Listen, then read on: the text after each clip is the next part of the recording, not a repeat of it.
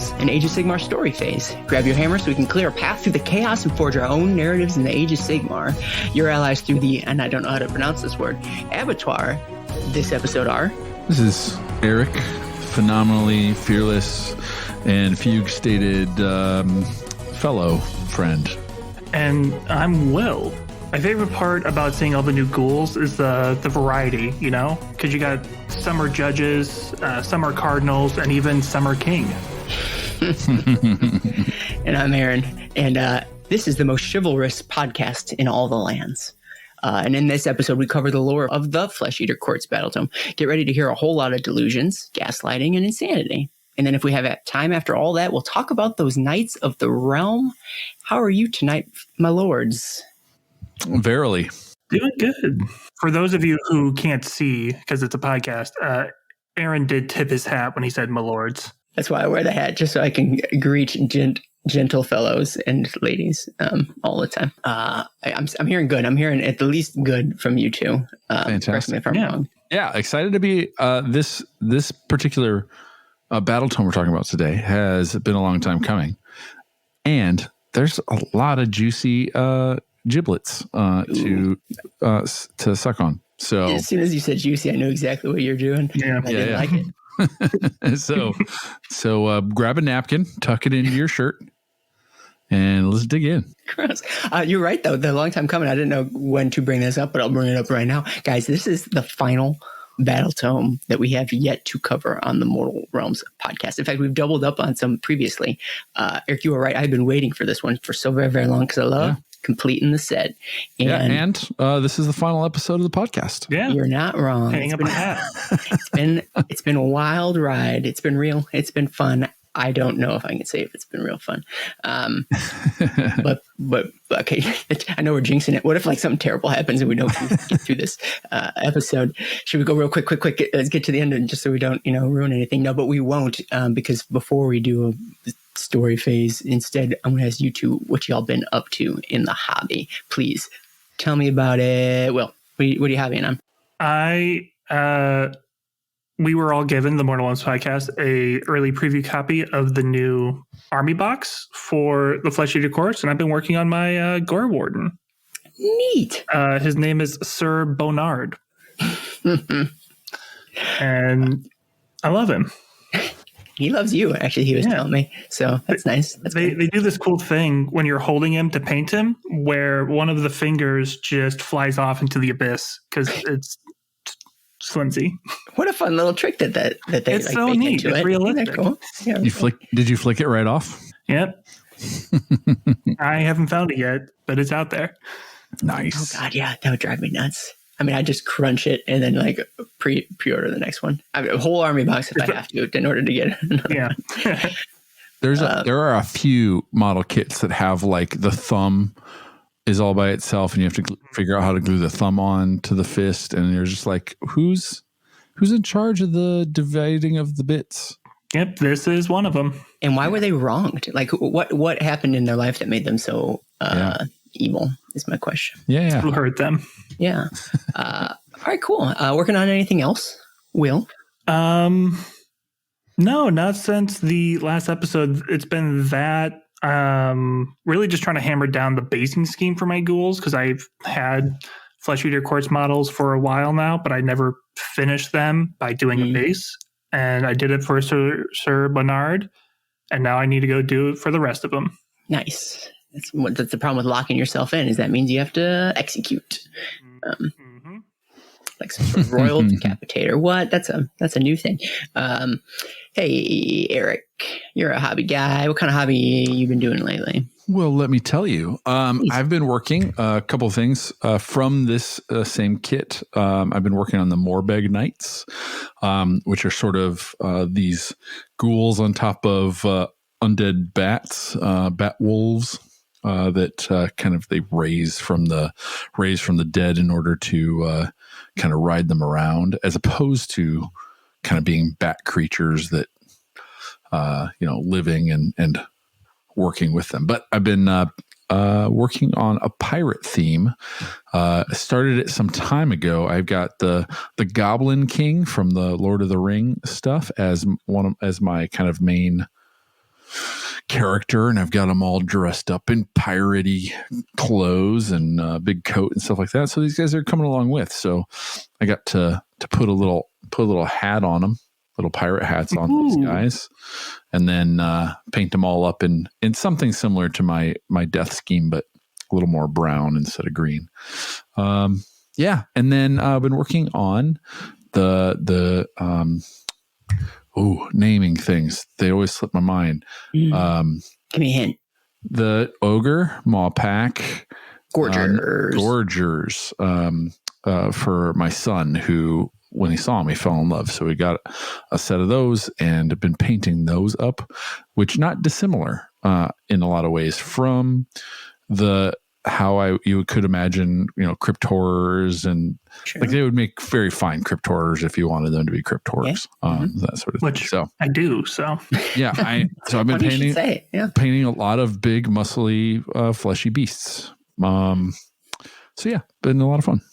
Yeah. How about you, Aaron? What you been up to? What have I been up to? So I just okay. So for Mortal Realms Con, pause. Hold up. Have we talked about post-Mortal? Have there been an episode post-Mortal Realms Con since? All right, we're gonna have to do that. So we'll talk hobby, and then we'll broadly talk about the best convention ever gracing these shores. That was a weird way to put that. But because Mortal Realms Con, which we'll talk about momentarily, I thought for the AOS portion that I was going to need a bunch of Blood Reavers for my little corn army. But then Will pulled the rug out from underneath me and said, Aaron, you don't need all those points, aka don't need to paint that nonsense. And so I didn't. However, I had started them. And history has shown that if I start painting something and then don't finish it, I'm never going to get back to it. And then like at one point I want to strip it, and that's like a million steps, too many steps. So knowing myself, because I'm an adult and I'm mature, I figured I needed to finish them. And so I did that. So I don't know, it's just like 20 Blood Reavers, which for a person who paints armies is essentially nothing. For me, is the most Herculean task that anyone has ever accomplished. I appreciate your guys' praise and accolades and adulations. That's very kind of you. Way to use your prefrontal cortex. Yeah. Think forward to the result that you want to see in the world and be the change. Guys, I beat Warhammer. I won at Warhammer. He's done it. Like first place at Warhammer. And I didn't even do the bases. I don't know why I'm so self-congratulatory, but at the very least, they are that type of paint that I can't contrasted. They're contrast painted. And literally, I'm so excited. I brought them back downstairs because I've been painting them while watching the TV upstairs. Brought them downstairs, lifted the Tupperware large container thing that I have. I gently placed them inside, closed the lid, and piled just boxes. You can maybe even see just boxes and boxes on top of it. Never looked at ever again. Entombed. So. I mean, there's a whole civilization that made a whole bunch of clay army men and then buried them. So that's me. That's you. I can't. Man, that is really the way I want to go out. Honestly, looking at that shelf back there, I give it a few weeks. Yeah, you just need a big enough room to set them all up individually. Yeah, right. And then people have to get through them to get to your tomb. I was gonna say, like, it's one of those pranks, the kids were doing in high school where you'd fill up a bunch of cups with water and then like cover floors with them so that they all need to be cleaned up individually. Same idea. Lay down, die in the center of my room with all my little dudes just like sit up around me. Yeah. What are they going to do? Are they going to step on them? No, of course not. They hurt. Like they got a little short. No, so it's not what they'll be able to do, what they won't be able to do in the room that you've set up, the trap, the encasement that you've set up. Sure. It's what they won't be able to do for the rest of their lives with the trauma you've caused them by this elaborate setup. But man, what a conversation starter, though, right? Like, they won't soon forget. That's boy, yeah.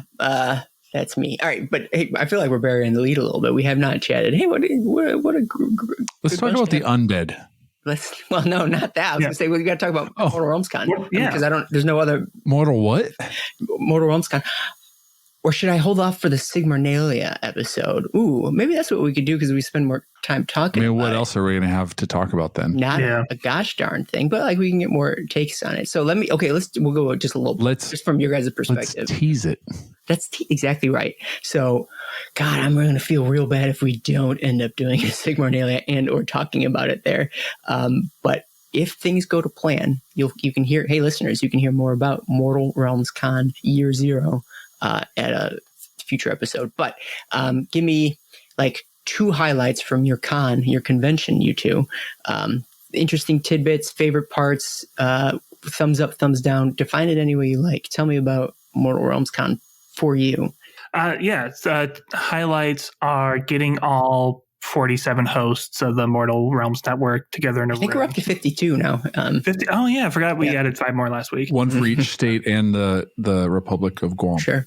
Mm-hmm, mm-hmm. We're all given a playing card designation. I'm the 3 of clubs for whatever reason. That's a little hurtful, actually. 4 of spades is coming to mind. All right. Okay. Lots of hosts. Yeah. Well, just getting everyone together. Because we have a variety of different shows on the network, and being able to see everyone and just hanging out is always fun. Yeah. The other highlight was just seeing people playing games in an event that we were running. It gives me a lot of feel goods to just facilitate games being played. Sure. Yeah. Right on. Yeah. Here, try to top that. For me, it was the venue space. We had a spot in downtown Madison, which it may never get to experience again, but it was a cool convergence of events and people that Aaron knows. And then I think the second was having some people run events and experiencing those for the first time, like their events, how they run events, etc. So we'll talk more about the event runners and the uniqueness that they brought and all that good stuff on that future episode. Nice, yeah. Part of me wants to say I'm so glad to give like the folks the opportunity to run the events that they wanted to run, as if all the event runners weren't given the opportunity plenty of times to run the event all the time. In fact, this is relatively duplicative of the work that they are already doing. So I have given no one anything, frankly. But you guys took all the good answers. Yeah. I just say your answers. You've been doing this long enough, Aaron, that you should have gone first. Just to plant my flag. Venue is cool. I like getting everybody all in one place. I'll tell you what, speaking of emulating and duplicating, there was the vibe from Adepticon where we were all able to get together. And we laughed and said, isn't it funny that we all had to drive down to Chicago to like all be in the same place, despite the fact that we all live in the same city. And that in some small way was maybe a little bit of the impetus to them be like, well, no, screw that. Let's all get in the same place in town. And if that means we need to rent a place out and, sort of artificially make it happen, then so be it. And so we're adults. We have disposable incomes. We're the masters of our destiny. Sure. Of course we can get together in one place one time and have some fun our way. Yeah. And never again, probably. So that was a hoot, a delight. And then, yes, there was a lot of great events played, and it was, I don't know, I just saw smiles all around. So that was real rewarding. Well, gross, hokey. Okay. Love you. Parting thoughts about Mortal Realms Con before we actually deep dive into it a little bit later. I want to save it. I don't want to say another word. Good call. I think it's the right move. So, all right, suspense, everybody. Suspenders. And great. Okay. Story phase is with the type of episode that we have right here, but just kidding. We're not going to get into it quite yet because first we got to do some Mortal Realms plugs. Get ready. Or fast forward like 15 seconds. You can find more episodes of this podcast and all our other shows at themortalrealms.com. You can email us your feedback at mortalrealms@gmail.com. Hey guys, first of all, there's no on that email address. Second of all, we scared them away. We got one email last time and then nobody thought that they could step up to the plate and take a swing because everything that needed to be said was said last time. But if you felt like maybe there's more to add, dear listener, hey, that you want to, I don't know, toot our horns? Nope, that means something else. If you want to build us up, the best way to do so, send us some feedback out at the mortalrealms@gmail.com or email. You can find our Patreon at patreon.com/themortalrealms to support the show, get early releases of the story phase, and access exclusive content like Pocket Realms, which are short story phases hosted by Davy and Aaron. I swear to God, we're going to get back to them. In fact, we already picked the book that we're going to read, and I still haven't. We just got to pull the trigger. And Warhammer Bros, Paven's attempt to get his brother into 40K. And last I heard, they have recorded another episode. So it's on its way for all you people just slavering for Warhammer Bros. Or is that a word I just made up? I guess I don't know. No, it's a word. I just don't know if it's pronounced anything like that. Is it? How would you pronounce it? I don't know. I'm trying to. I've only seen it read. Yeah, right. So it's like classic. It's a classic fantasy novel word that you don't ever say out loud. And if you can't or do not want to pitch in monetarily, which is absolutely okay, then head on over to your podcast service of choice and give us a review or stars or thumbs or whatever the service uses. We'll take it. We'll take whatever we can get. But honestly, easier to just give us money. Yeah. Well, I don't know. You can just go ahead and tell a friend or an enemy or a loved one or a dentist about the Mortal Realms. All right, cool. That was painless. I wonder, for the people who fast forwarded 15 seconds, surprised you were still in it. But okay, story phase it is. I know you didn't want to read the beginning, Eric, but since Paul isn't here, I think you have to read the story phase part. The story phase. Yeah, that one. In the story phase, we delve into the stories, characters, creatures, and environments of the 9 realms. Oh, man. Paul's going to be looking for a job. All right. We're in the story phase. Oh, and this is a reminder, we had mentioned it at the top, but not only did GW send us the Ari box, which was very kind of them. Everybody's painting up the models. It's tons of fun, but they also sent us this book so that we could talk about it with you listeners as well. So, hey, thanks, GW. Normally I put that before the story phase line. Why would I move it to after the story phase line? I'm not going to edit it out. We're just going to deal with this clunky transition. All right. Anyways, Flesh Eater Courts, long time coming. I can't wait to dive into it. So, my favorite, I tell you why Paul didn't show up, neither did Josh, is because they didn't want to have to get into the weeds with my favorite segment. And so they offered you guys up as tribute. So, in case you had forgotten, because it's been a while since we did a Battletome episode. Actually, that's not true. It was only a couple of episodes ago. I want to hear from you two your best one-sentence summary of this faction. And you've had the entirety of Age of Sigmar 2015 to mull this one over because you knew it was coming.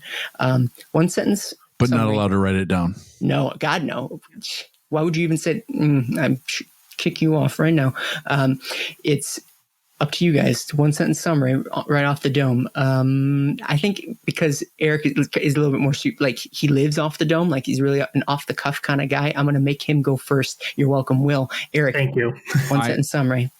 In lead up to every one of these episodes that I'm on, I do remember that this happens, and my brain starts popping words, and then I'm like, I wish I could write these down. I wish I could create a soliloquy. But then you hear a door slam open, and I rush in, and it smacks the pen right out of your hand.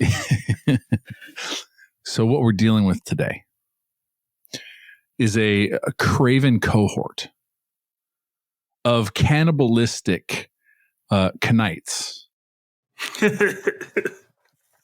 that quest beyond the curtain inside that exists only inside the cadaverous container of their cantankerous crypts. How about that? That's pretty good. I just wanted to no, of course. I could tell. I think was killed it. That was evident. Pretty good. I'm sorry, Will, because you got to go. Now you got to follow that. I did forget we do this. It's in my little thing. It's the only thing I remember. I warn people. I always remember the intro pun because we're allowed to do those ahead of time. Sure. Because of my generosity. Yeah. But I don't know what Eric is talking about. These are the chivalric kingdoms of noble kings and lesser knights, who save the realms from catastrophe and disaster, and are launching their own crusades to save everyone. Really, you're really and, cripping off his. Yeah, I had nothing else. Cribbing. I mean, I wrote it. Cribbing. Yeah. No. I'm trying to do a coup. Yeah. Oh, sure. Tons of fun. All right. Well, listeners, you get the gist of these Flesh Eater Courts. Let's feel like things are. These factions, these armies are defined by their history. So let's get into the historical elements of the Flesh Eater Courts. God, I'm confused now because one of the questions from one of our listeners, yes, sometimes it takes me a long, long time to get to a listener question, but maybe we'll just jump right off the bat on one right now from Tyreal. And they ask, what is the origin story for them? Very broad, but I love your curiosity, Tyreal. As if we weren't going to talk about the origin to begin with. I think, although the origin of the faction of the race probably doesn't come a little bit later, but like the origin holistically is going to start in the Age of Myth from their progenitor a little bit. So we are going to go back to the Age of Myth, to the very beginning. It's a great place to start, and talk about the events that lead up to the creation of the Flesh Eater Court. So with all that being said, that was a very long-winded preamble. What did the Age of Myth mean for, setting the stage for making the Flesh Eater Courts arrive in the moral realms? What do we need to know about the Age of Myth? Who has some thoughts about that? Well, we find out that there was a Mortarch. What? A character whose name had been mentioned in myths and legends, and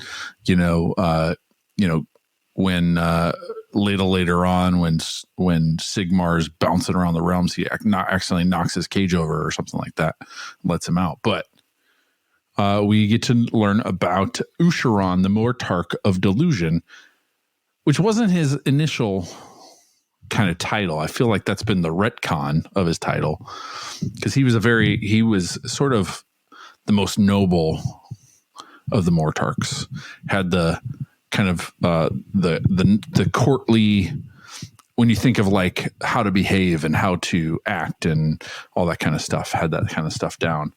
But I don't know how much further you want me to go into, if you want to just keep peeling on this guy. Well, but it starts with, we've got a Mortarch, sure, who is a very noble person, very noble characteristics. Nagash dug this guy, like, unlike he was a vampire, and unlike the other vampires, Neferata and Manfred, who sort of bickered and positioned for like favor and schemed, he seemed to not do that so much. He was sort of upright and yeah.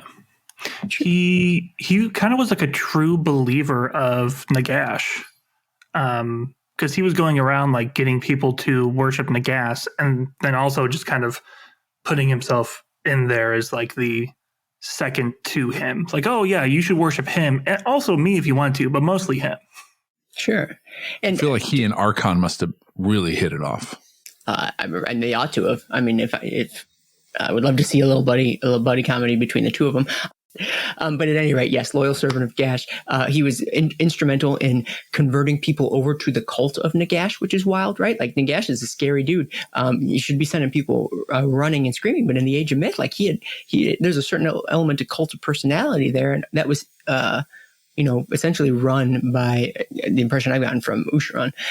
So he must have had a real slick sales pitch, I think, to get people to like line up behind Bone Daddy. If you don't mind spending a second, I pulled up that same lexicanum. So he was in there as Neferata, like a spy master for Neferata, Lord of Masks is what they said.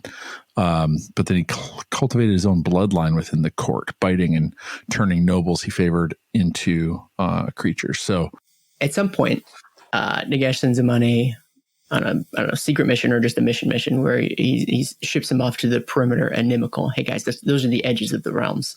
They're places of wild magic. Things get wacky out there. And when Usharon returns, he is changed, which makes a lot of sense. That doesn't surprise us, right? And he goes on a killing spree, slaughter spree. He's gone wild. The veneer of sort of civility and nobility drops, and that bestial nature from within is let loose. I think he was full conspiracy theorist. Like, they're out to get me. Someone's out to get me. I don't disagree because they don't go into exactly what happens in the perimeter inimical, but part of what it says is that he is investigating someone is stealing grave sand from the edge of the realm. We know that Nagash is stealing grave sand from the edge of the realm. So I wonder if he is going full conspiracy, only he's not wrong. Yeah. Do you think he found out about what was going on and Nagash didn't want him to know, and so he made him crazy? That is my To hide version it? of a Paul theory, yeah. Because like they don't explain it, and I'm just like, well, we know what's going on at the edge of the realm. Nagash is going on at the edge of the realm, and in the previous battle tome, it says Nagash is the one who cursed him to be ugly, and then Nagash curses him to be ugly. He goes on this rampage, starts killing everyone, and Nagash sends the other Mortarks to imprison him in the Shroud Cage. Sure, which doesn't sound like a very sturdy cage if it's made of shrouds. Like that's, I mean, you just walk right through that.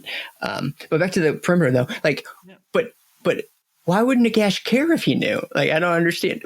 And guys, maybe I missed over, glossed over it. Like, did Nagash have a vendetta against this guy? It seemed like this guy is it because he was getting more popular than Nagash was? Is that maybe one of the reasons why he was throwing him under the bus? Yeah, that's one of the weird things with these two battle tomes. It's like this one goes into more detail on a lot of other things. Mm-hmm. The previous battle tome goes into a little bit more detail on how he goes mad. And that's exactly what that book said happened. Gotcha. Nagash was jealous that he was getting more popular, so he cursed him because he's like, oh, this guy, he's out there. He's the Summer King. He's got a beautiful crown. He's pretty. Everyone's worshiping because of him. What if I made him look gross? Mm-hmm. That'd be a funny joke, right? Haha. I mean, then he started freaking out. Yeah, a real Beauty and the Beast. Funny because they kind of look not dissimilar, like a hunched monstrous creature. Okay, see, we were talking before the episode started. I'm like, I feel like I'm missing some stuff. Like, I feel like I'm missing some motivations, or like I'm not understanding the origin. But getting that context, that makes it a little bit more sense. But at any rate, well, and I think Nagash is one of those, like, all his Mortarks are his different personalities. True. And so there's this aspect, but he's always in conflict with them in some way. So I think that there's a duality of, yes, this is like one of his best Mortarks, but like I do think there could be jealousy, or like, I mean, he ate up every other death god in the in the realm, so he doesn't suffer no fools.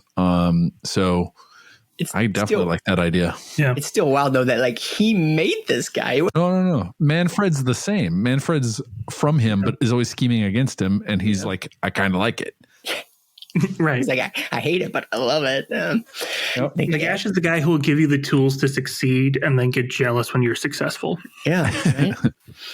You said that with a tone that makes me think that you know someone in real life that is exactly like that. I feel like everyone does. Yeah. The adage of giving him a long enough rope to hang himself. Sure. Also true.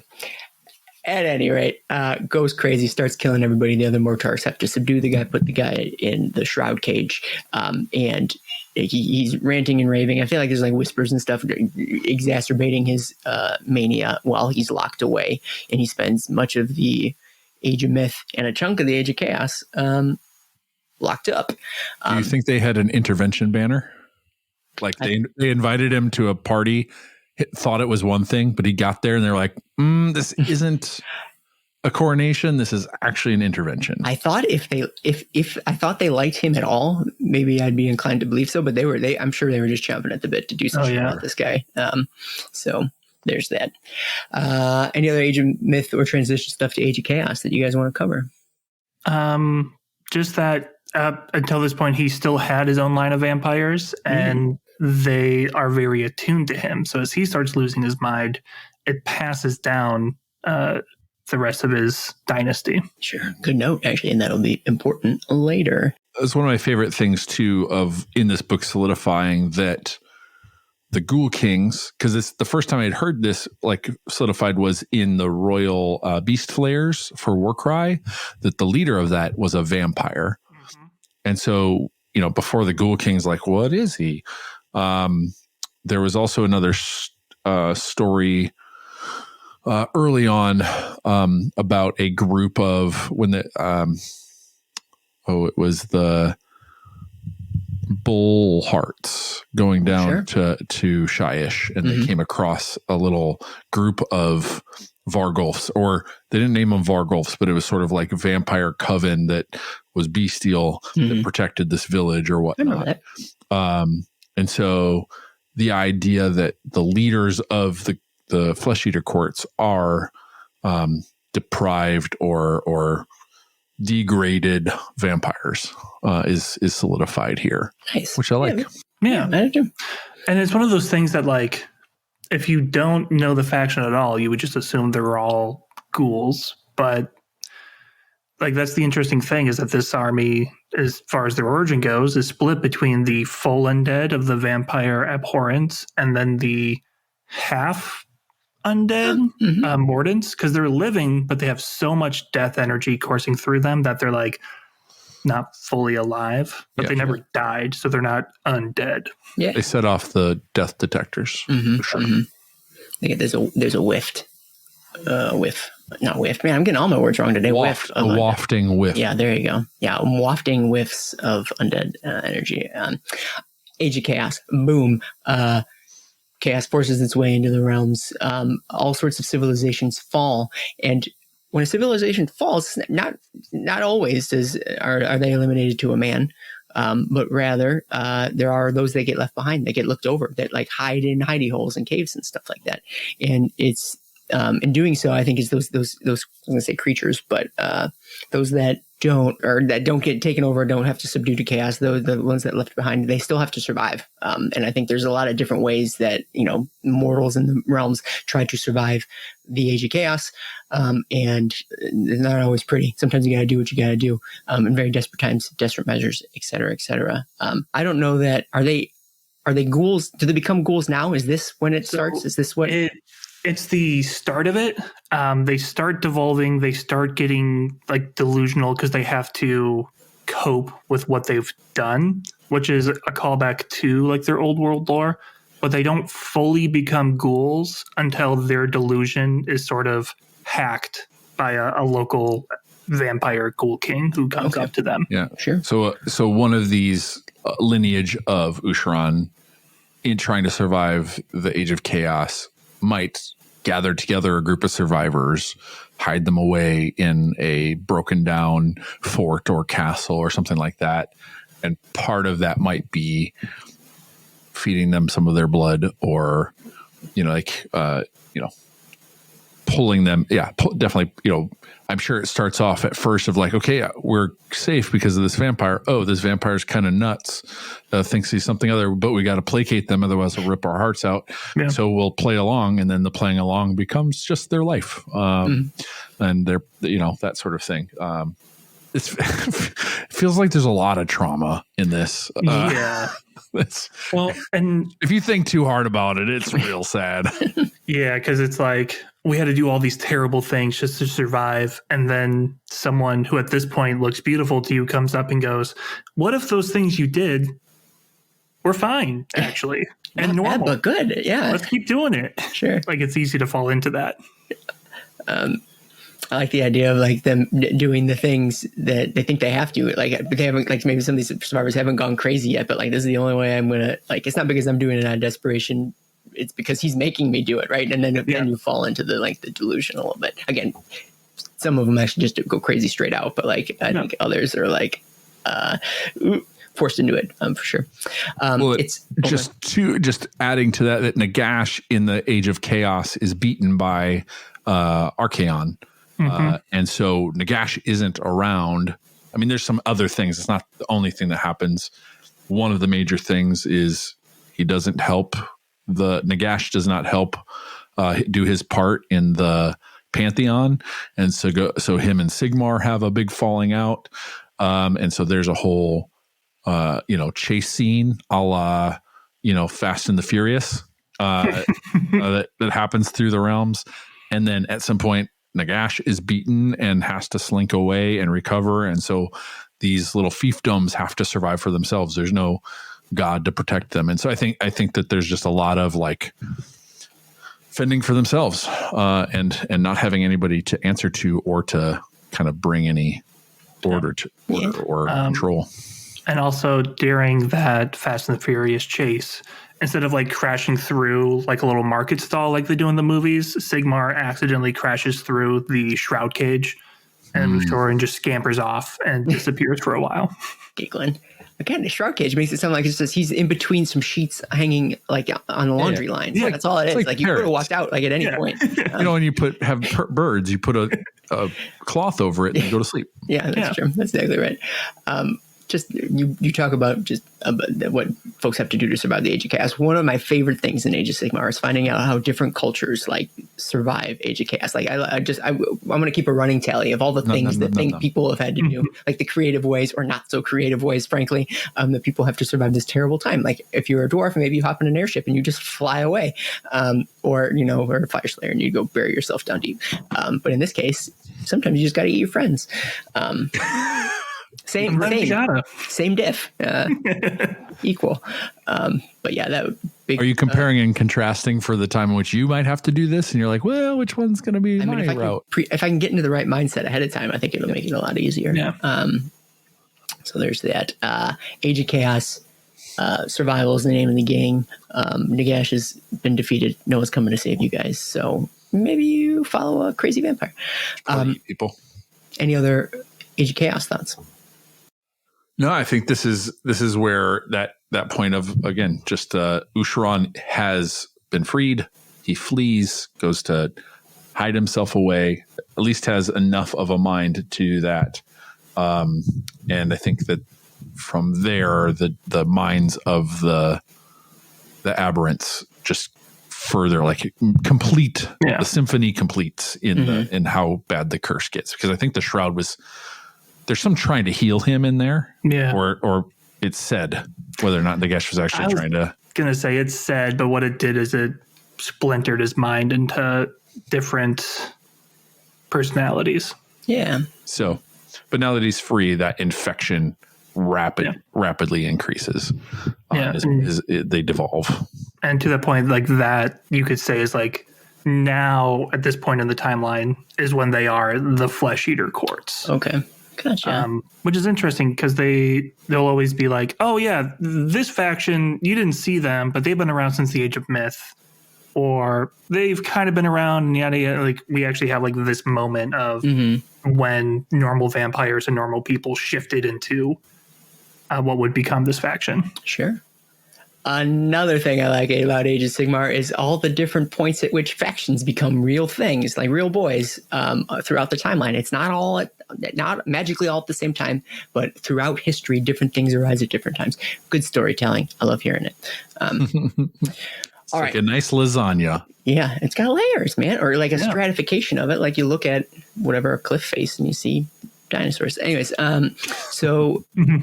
Age of Sigmar comes. Lightning bolt, lightning bolt, lightning bolts. Strange armored men come appearing from the skies. What is the early days of the Age of Sigmar? Let's think that Age of Sigmar 1.0 time frame. What does that mean for the Flesh Eater Courts? How are they living? How are they surviving? What's their lifestyle back then? What do you guys think? Well, they are not too keen on these creatures of the Shining God. I think twofold. One, literally, they've been in darkness, and I think that brightness, like imagine seeing that and being too bright.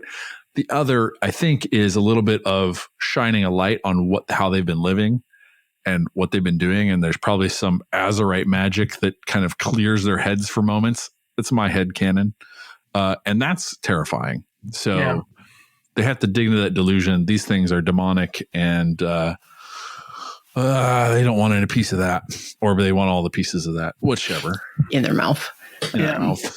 Well, and from their point of view, you're seeing these undead armored monstrosities riding lightning down and killing everything around them. You're going to fight back. Yeah. Got to defend the realms. I like the idea that they consider them demons, which in some degree are like these manifestations of their gods, will on the realm. Like how far from demons are the Stormcast, really, especially from the vantage point of these Flesh Eater Courts. So I like that perspective. Not that I'm becoming a Flesh Eater Court, guys. Don't misunderstand me. There's been a few red flags, Aaron. Yeah, come on. I know myself. I don't know if this is the right point to bring it up. But one of my favorite parts of this book is throughout the book, you see someone who starts off as an unreliable narrator become reliable as he gets engulfed in the court. It's a painter, and they're forcing him to paint all the court nobles. And it just starts off like, oh, Baron Gizzard is gross. I don't like this guy. And then slowly it's like, the queen, she's actually one of the good. She's great. She's been really kind. She's fair. And then just slowly he's painting them as the court sees them, as he fully becomes part of just a ghoul. Yeah. I love it. Definitely love it. And it helps illustrate the de-evolution, kind of what we were talking about before in terms of like what you got to do to survive, right? In that, like, it's hard to picture how do you go from point A to point B. What's that transition like? And showing it in a very unique storytelling way, I think was incredibly well conceived, and I think pretty well executed. So, one of the mentions as a result of the necroquake and the dead arising all over the realms, that the ghouls perceive these undead as happy peasants returning to their labors, or panicked refugees. So there's a bit of feeling a bit more comfortable with all the undead around. I think they kind of probably come out of their caves a little bit more and mingle. Yeah, right. That's fun. Hey, neighbor. There's a cool story. So we transitioned over into kind of that Soul Wars era. Nagash is back and better than ever, raising undead. One of the cool stories from this time frame, I believe, I guess this is just where it falls. Maybe it doesn't necessarily speak to where specifically it had happened, but there were these Karajan overlords that were flying past mountains. I forget what realm, but maybe actually or something like that. But they see this low. Oh, Hish. All right. And so they're mining something in the sky, presumably Aether Gold or some other. No, that's the fun part. They're actually getting, they call it Hishian energies from the rays. Oh, yeah. They're creating solar energy. Sure. And I got solve all the problems in the realms. Sure. I knew it was something different. It by no means is it something as mundane as Aether Gold, right? Oh, boring snooze fest. But so they keep flying past this mountain peak and they see this lone figure who's like cursing them. And they're sort of, screw this guy. But then like, at one point, the sky gets blotted out, and this metalith is being pulled by a swarm of. I wrote it down. It's crypt flares. So imagine, so they're laughing at this terrestrial guys. I mean, there's flying circles around them, probably mooning them or something. Well, I guess it's Hish, the sun. It's not the moon; it's the sun, I guess.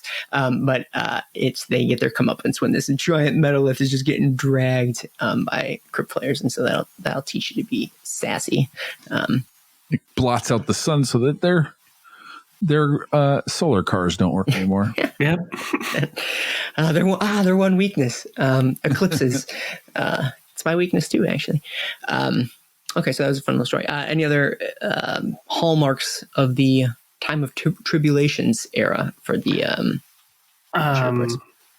There's just one thing. I'm trying to forget if it's one of the actual stories, but one thing that I'll never forgive Nagash for is with the Soul Wars. It really upsets some of the afterlives that's going on. And so the ghouls of a certain kingdom, they believe that when they die, they go, and it's like a version of Valhalla where they just get to live with their ancestors as warrior kings. Sure. And that's what would happen.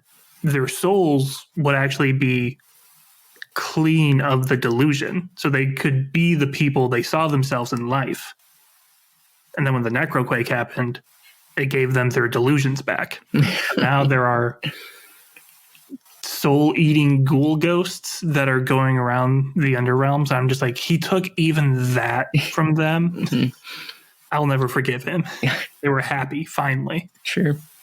Nagash doesn't want your forgiveness. You can choke on that forgiveness. That's fun. Cool. All right, moving right along. Hey, guys. A little bit more present day. We're brought up then to the Age of Beasts, that Broken Realms time frame, give or take. What's new in the world of Flesh Eater Courts? What's shaken? What do we know now that we did not know before? One of the things is that when Soul Wars first kicked off, like Eric had said, that they saw a lot of the undead as like peasants coming out or as refugees that needed to be guarded. not all of the undead treat them kindly. Specifically, like the Osiarch Bone Reapers. We saw this a little bit in Broken Realms, and they retell the story here. The Osiarchs wanting to invade Hish keep on asking them for their bones, thinking, well, we'll make better use of your bones than you will, obviously. And so they actually fight, and with the Kragnos in the area of the beasts, the ghouls are getting that beast shell energy and kind of doing a little bit of revenge on some of the other undead factions that didn't treat them as kindly as they felt like they deserved. Sure. In-faction fighting. I love it. But they still love Nagash. They just don't like the Bone Reapers. There's a new fun named character, Grand Justice Gormain. And there's a story about two abhorrent, kind of kingdoms or fiefdoms, lords that are neighbors of this. What I think it says it's explicitly maybe a village of mortals or something like that. And it's kind of their food source and where they add to their ranks. But some of these mortals they've been finding them dead, and they blame each other, like, hey, they must have eaten them, or no, you ate them. And so he comes down. They go through a process. They find out that gorgers were actually neighboring gorgers climbed out of caves and came and ate a bunch of people. And so they work together to purge the gorgers, and then Gormain punishes both the abhorrents.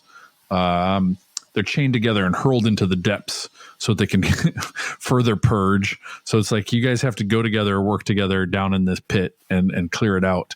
All the stockpiles of food are seized by the Grand Justice, and I'm assuming all the servants are subsumed into his court or something like that. So super fair, super above board. A little wisdom of Solomon kind of guy. I was just going to say, real King Solomon vibes from this dude. I just love because it's the ghoul version of like the get along shirt. When two kids are fighting, you have to make them wear the get along shirt. He's like, yeah, you guys are friends now. Go deal with this. Yeah. Hug it out. Sure. Tragedy of the Commons. Very cool. Those are fun little stories. What I think is most impactful around this time frame is we learn what had happened to Usharan. So we talked about before Age of Chaos, Sigmar broke him from his shroud cage. Again, could have waltzed right out at any time. It's just white wafting sheets. But we get a lock on his whereabouts. There are some clues, some hints. I think some night haunt in the service of Neferata, which those two don't go together. But they find this court, this new court of the summer. Some might call it a new summer court. And they find that, this is where Usharan has set up shop in the realm of life, surprisingly. And his delusion is such that it's attracting people, pilgrims. They're making the trek to find him. And so the forces of death then got to decide what they're going to do with this guy. So first things first, let's put up a perimeter. We don't want to lose him again, whether from his own volition or if someone takes him out. So boom, boom, boom, they erect a Bone Reaper fortress around him, a wall of bones. And now the question is, well, what do we do with this guy? He seems to have forgotten his betrayal, if that's what you want to call it. And he's just sort of stark raving mad at this point. How can he be used? How can he be, put to the best service of Nagash in his state? So that essentially is where he spends most of this era. Then is just locked up as they're trying to deliberate. I'll pause there. Well, what do you guys want to add to the thought? So one thing I want to add is the absolute travesty that has happened to us with this, which is he's in the realm of life, but specifically he is in an area called the Neck, which is an isthmus. So Games Workshop thought that if you're going to have Mad City on an isthmus, you're going to put ghouls on it. So they're just calling the Mortal Realms podcast ghouls. I'm just saying it. It's a blow to our egos, but we'll take it. I take it as the compliment they intended, frankly. Yeah. All the best places are on isthmuses, which I think is I think I literally said that last time we talked about this. Other thoughts about Usharan's new home and or prison? This one seems a little harder to walk out of. Not impossible, but a little trickier. Not made of shrouds, made of bones. So what happens is these creatures find him and they let him know about all the things that are going on in the realms. And so this is where in the Dawnbringer stuff, he sends out his Morrow Scroll heralds. And so there's a little bit of him starting to make moves into the realms from his summer court or new summer court. Mm-hmm. He's a little more aware. So he declares the War of the Red Errantry. Skies above the new summer court are darkened by shrieking, leathery winged predators. A stench of blood thickens as the ghouls spread their vision of utopia. So it's his time. It's their time up there. It's his time down there. And other people who, get everything wrong, they would call this the Cannibal Crusades. Yeah, that's we forgot one important thing that's been happening. And I think it was happening before this, or maybe it's happening right now. Yeah. Neferata has been extracting his blood. Yep.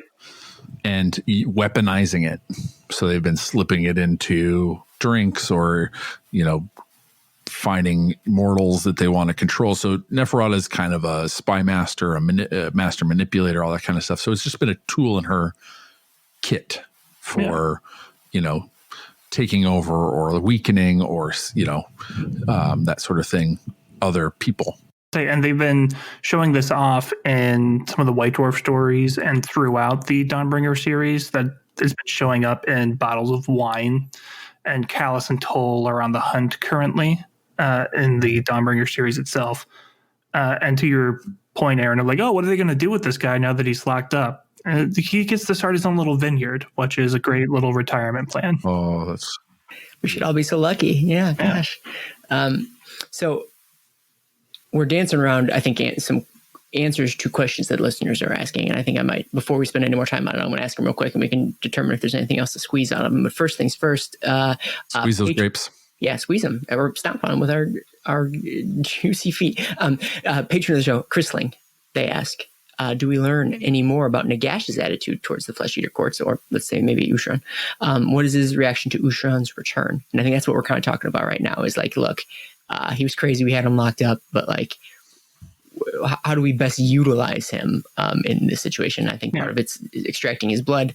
Again, he doesn't want to destroy him. He could. Like, I think it probably wouldn't be particularly hard for Nagash to take the guy out, but it's not the most utilitarian use of Usharan currently. Well, and as far as Nagash's opinions of the Flesh Eater Courts is like, he loves that there are mortals that worship him. He thinks it's great. There is a problem, though, of in Shaiish, Nagash's whole plan is to fill the lands with despair so that they will fall into the Shaiish Nadir and give him more power. The problem is that ghouls don't have despair. If they're feeling despair, they just get more delusional and become happier.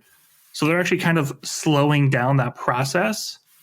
And it says like Nagash is almost happy that Usharan is back and wants to lead these cannibal crusades so he can shoo them out of his house and he can continue living on his own. I don't know if it's explicitly said or if it's just implied, but like furthermore, he likes like lockstep in order, like control, I'm trying to think of other words for that stuff, but the cannibals are anything but that. Like they are wild and free and off the chain, and like Nagash is all chains all the time. And so I think that there's also that component too, that like he'll allow them now, but like at one point, I think Nagash's perfect world does not include these things, does not include like ghouls anymore because they're too, out of control. And it does say some of them, specifically the vampires, they know this. And it says like as many of the abhorrent hate Nagash as much as some of them love him because they realize they're not part of his great plan. Yeah, true. There's a line here. Nagash covets Usharan's service while despising his nature. For though the Mortarch's capacity for deranged innovation has defeated many enemies who presume the undead to be predictable, his madness defies the utter sterile necrotopia the god would create. So there's a push-pull there. Yeah. Pretty interesting. That's cool. And then another question, similar. Darth Alec asks, how do the various factions react to the Summer King being back? Some are Nagash worshippers. And then I think maybe what we were talking about here, is there any mention of Neferata, Arkan, or Manfred react? Neferata, obviously, with the wine. I don't know that we get much from a Manfred or Arkan perspective. Yeah, no one went to the edge of Hysh and asked the Void, that is where Arkan is, his opinion yet. So we haven't seen much from him yet. And I think it's probably too early for us to get the idea of what the other factions necessarily think. Well, I guess I'm thinking he means across the other Grand Alliances, but I suppose the other Death factions probably have some opinions. The Bone Reapers built the walls around the guy, so they're there to serve whatever they're told to do. And Night Haunts, the only ones that we've been exposed to, I think, are the ones working for Neferata, unless I'm missing some. No, that's kind of all they mention. Of they kind of share the same opinion that Nagash does. The Bone Reapers think that if you give us your bones, this would be so much easier if we had what you have. Give me your bones. We want them. Please. Not please. Just do it. I think it mentions the other Soul Blight just looked down on them. Mm-hmm. Probably because they realize, oh, you're kind of like us, but worse. Yeah. Quote, worse. Not as cool. Or double as cool. All right. Very neat. So those are, I guess, sort of how Death is reacting to the Flesh Eater Courts. Where does this leave us now? We've talked about there's a crusade now. Usharan's going to be sending out his forces to save the Moral Realms, from his perspective, anyways. While at the same time, the agents of Neferata or Nagash are infecting the realms, transitioning them over to the worship of Usharan. I guess that probably sums it up. Are we missing anything? What comes next, do you think?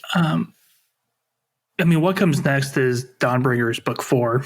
True. Return of the King. I forget what it's actually called. But I think probably that.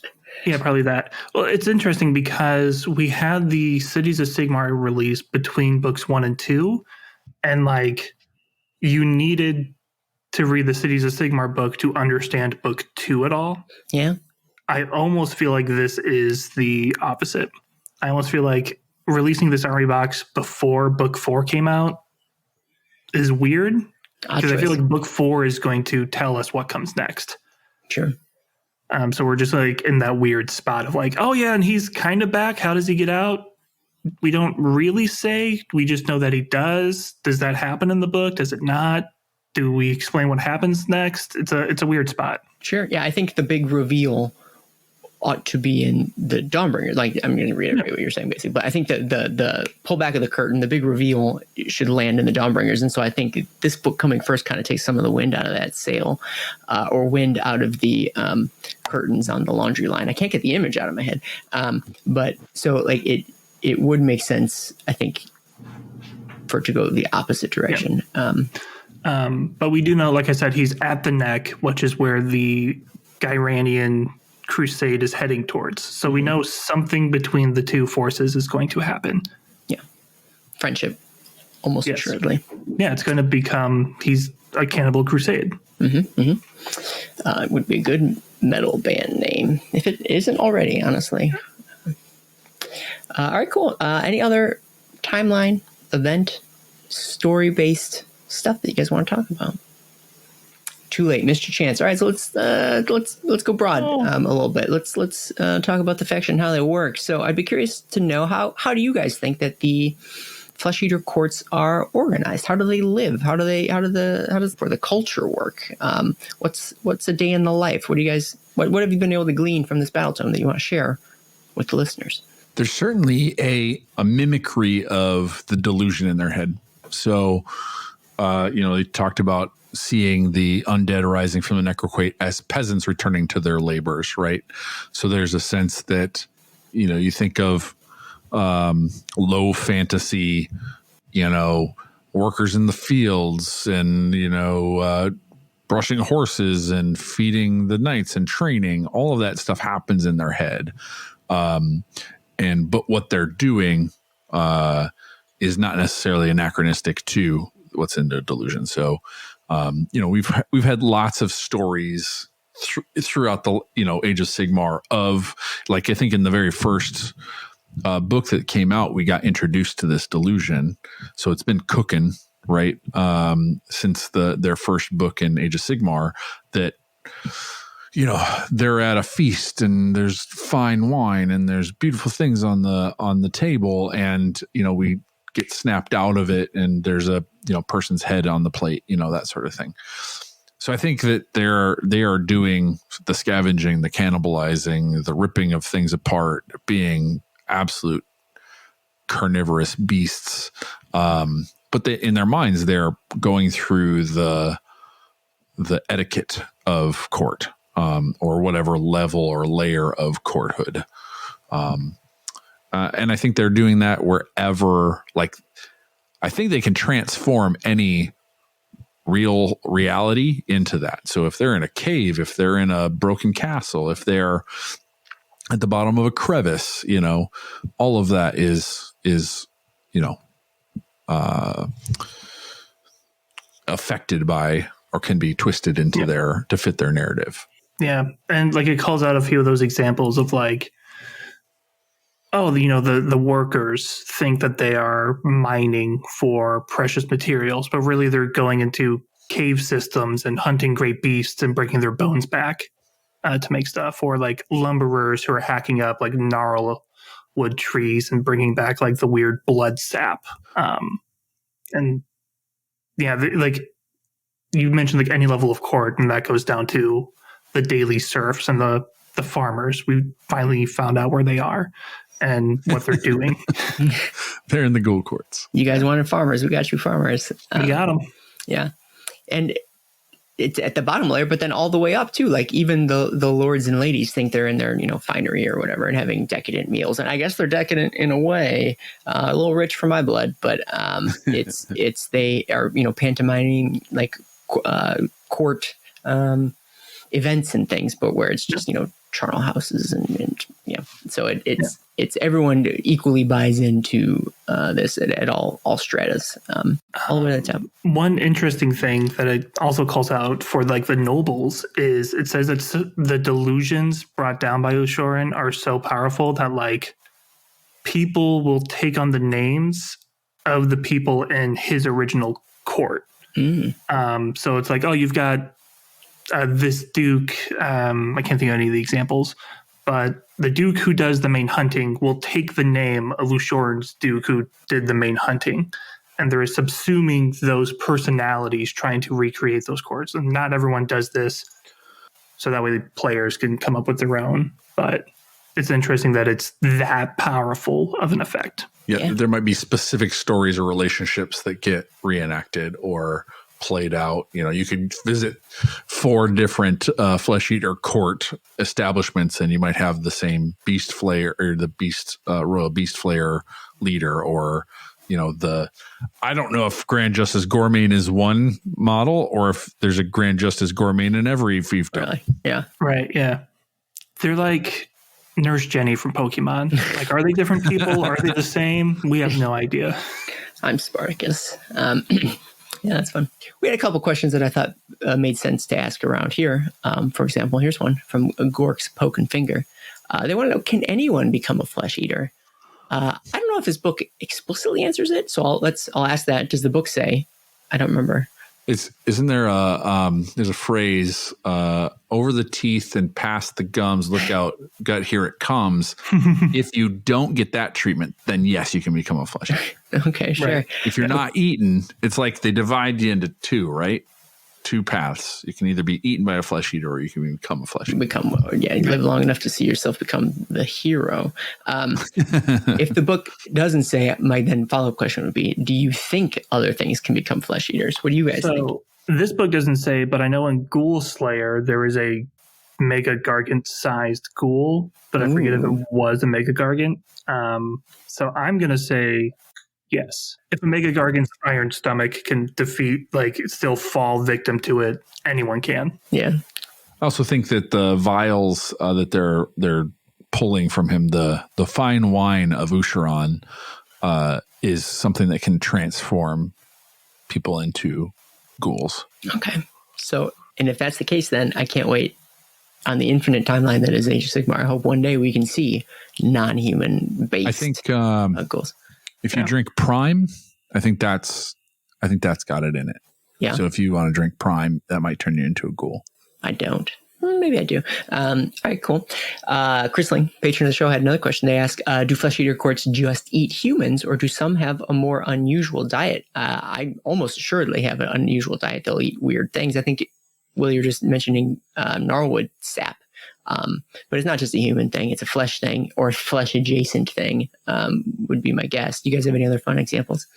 Yeah, that example of like the miners, they're not just bringing back the bones; they're bringing back the flesh too of monsters. So like we know they eat people, and we know they eat monsters, and I'm assuming they eat everything in between. Mm-hmm. Well, and what they eat determines some of their transformation. So like crypt horrors and crypt flayers are all, they have wings because like they were humans or they were mortals, and based on what they eat, transforms their kind of final look. So, yes, they do eat different things, and that can change. That gives you different flavors. Mm-hmm. Yeah. I almost forgot my favorite part. I know you don't like talking about Aaron, but in one of the battle plans for Path to Glory, the entire mission is them fighting over different parts of a Mega Gargant, and they can take a turn to eat the Mega Gargant to get different things. Like, if you eat the liver, you get a ward save. Mm-hmm, mm-hmm. If you eat the brain, you get better magic. So, they eat Mega Gargants. I'm just going to edit out the word battle plan. I think we're all set. No. That's good. Yeah. How do you eat a Mega Gargant? One bite at a time. I love it. All right. One battle round at a time. Another question from Darth Alec. They ask, does the faction feel like it could function longer than the time it takes to deplete local food stores and eat all the ghouls? I don't know what he means by eat all the ghouls. The old faction suffered a lot from where are the peasants. I guess the question is like, is this believable? How they could subsist on whatever their food stores are? Or do you have to sort of turn that part of your brain off to think like, wouldn't they eat themselves out of house and home? I mean, there was the story with the Gourmain, Grand Justice Gourmain, where they kind of treated these other villages or mortals like as a resource that they had to manage. Mm-hmm. Yeah. So maybe they're like, and I think, is it Gourmain in particular that has a bit more wherewithal, a bit more. Mm-hmm. Someone's going to ask about that later though. So yeah. But so true. I think that they're amongst their ranks. There are some who are more capable of, and I would assume the aberrants might be more capable as vampires than the ghouls themselves of managing certain resources. Yeah. And that plays into it because it says, where are the peasants? The book has a section on ghoul peasants, the farmers, and they are storing most of their food once it's processed in towers that they think are granaries. And they can only bust those open when the king gives permission for a feast. So to your point, Eric, like they specifically say the vampire abhorrents are regulating the food. Of course, they're delusional. They'll probably break those open whenever they feel like it. But some of that is there. Mm-hmm. Cool. Other thoughts about how the ghouls sort of live or survive or spend their time sort of at home, as I like to call it. Other thoughts there? Because I have a follow-up question. This is an Aaron question. They spent some time talking about Charnel Court, which, although it doesn't really play into the story all that much, I didn't know much about the place. Did you guys learn anything about this Charnel Court, which, if I understand correctly, was the realm from which Usharon came? Like, that's where he got his start? Was his original kingdom? Is that right? Right. I don't know if I don't know if we've spent much time there previously at all. So I thought it was, although it stood out from a story perspective, like it didn't really necessarily jive what we were talking about with what we were talking about. At the same time, it was also an interesting bit of information. Yeah, it's where he ruled during the Age of Myth. Mm-hmm. So like all those court members that everyone else is emulating, they were in Charnel Court. It doesn't actually go into too many specifics because he has not gone back, really. He just created like a new one in Ghyran instead. I wonder if he'll have some glorious return to like the lands once lost to him. So again, I thought it was an odd inclusion, but in like a welcome one at the same time. What is also really odd, the fact that like they don't mention it too much, is we've seen this in Dawnbringers 3, The Long Hunt, Estrella Soulblight goes to Charnel Court, and then she steps through a painting into new Charnel Court. So, like, he's got a realm gate to his original home in his castle that he has not used. Like, I don't know if he just is delusional and can't see it, or he doesn't want to go home, because in his mind, he's resting. That sounds Zinchian. Yeah. Right? He can go home whenever he wants to, and he just chooses not to. Yeah, interesting. That is. They've done a very good job in the Dawnbringer books to like continue those threads, right? So I doubt that's the last we see of Soulbright, and so like maybe there's an answer to that question in those books when she pops out. So good. Put a little pin in that one, guys. Maybe we'll circle back to it. All right. In that case, we can talk a little bit about if there's anything else to talk about on the. So then, what do they do abroad, right? So if they're not at home, chilling in their castles, having court parties or whatever you do if you're a feudal lord, how do they interact with the realms at large? How do they interact with those other races? It seems as if I'm getting the impression that a lot of times they wait for the realms to come to them because they're hiding in their little, not hiding, they don't know that they're hiding, but they're spending time in their castles and their nooks and crannies, crevices in those dark places. And I think a lot of the fiction that we've seen thus far is other forces out there stumbling upon the Flesh Eater Courts. Oh, we kicked the nest and now we're being swarmed. But I think that's about to change, right? We're going to see a difference there. What are your guys' thoughts on the Flesh Eater Courts interacting with the realms at large? I think it's going to mirror the Dawnbringer Crusades. I think, the Dawnbringers are the actual, well, I mean, they've got the courts, they've got the religious fervor to send people out to capture these nexuses and that sort of stuff. And I think these guys are gonna do the same. They're gonna ride out on their mounts and their great winged beasts and try and conquer new lands.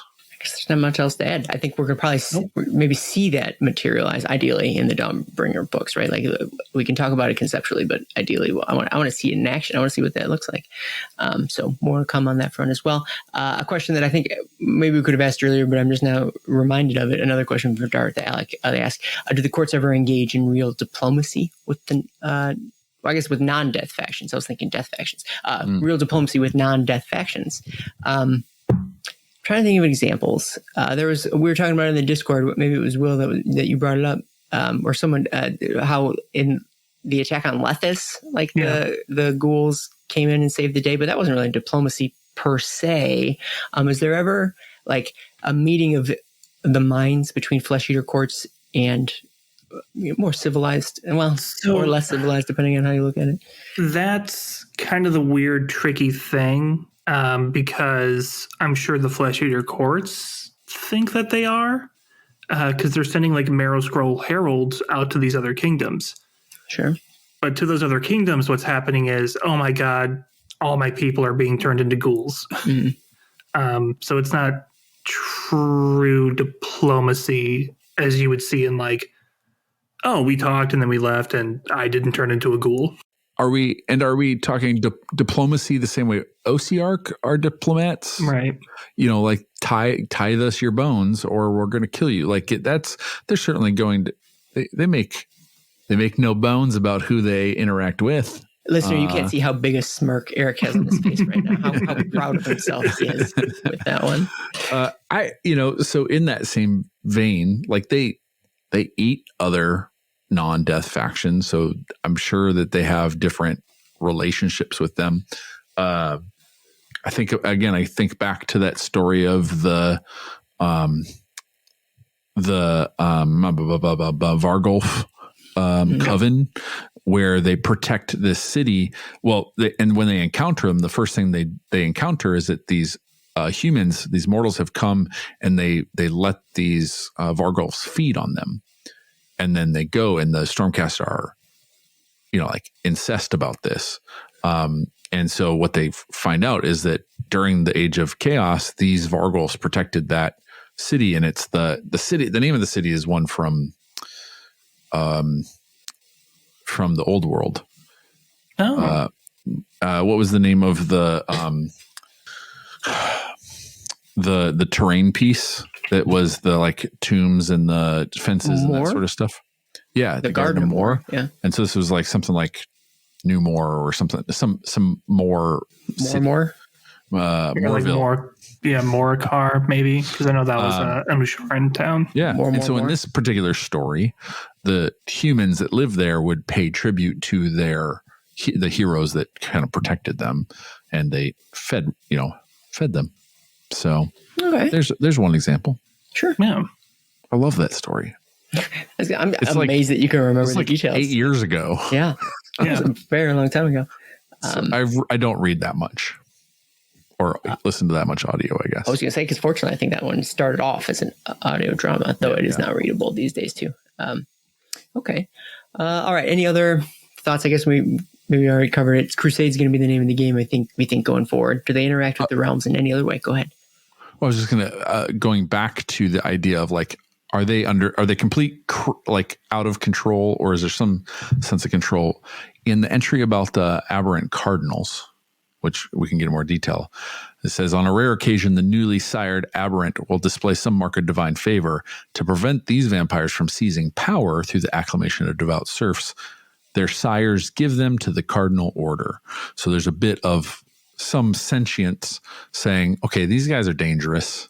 Let's put them into the clergy in order to like kowtow them a little bit, and not have them be too like. Yeah. And I would see that as like a protection of their power, right? Mm-hmm. Yeah. Which is resource management, and it is something that they're pulling from the histories, because that's what like lords would do back in the like medieval like era, like before like Charlemagne, but like lords would just send people off to the monasteries, like, oh, you're my rival, or like, you were my brother's son and I killed him so I could be king.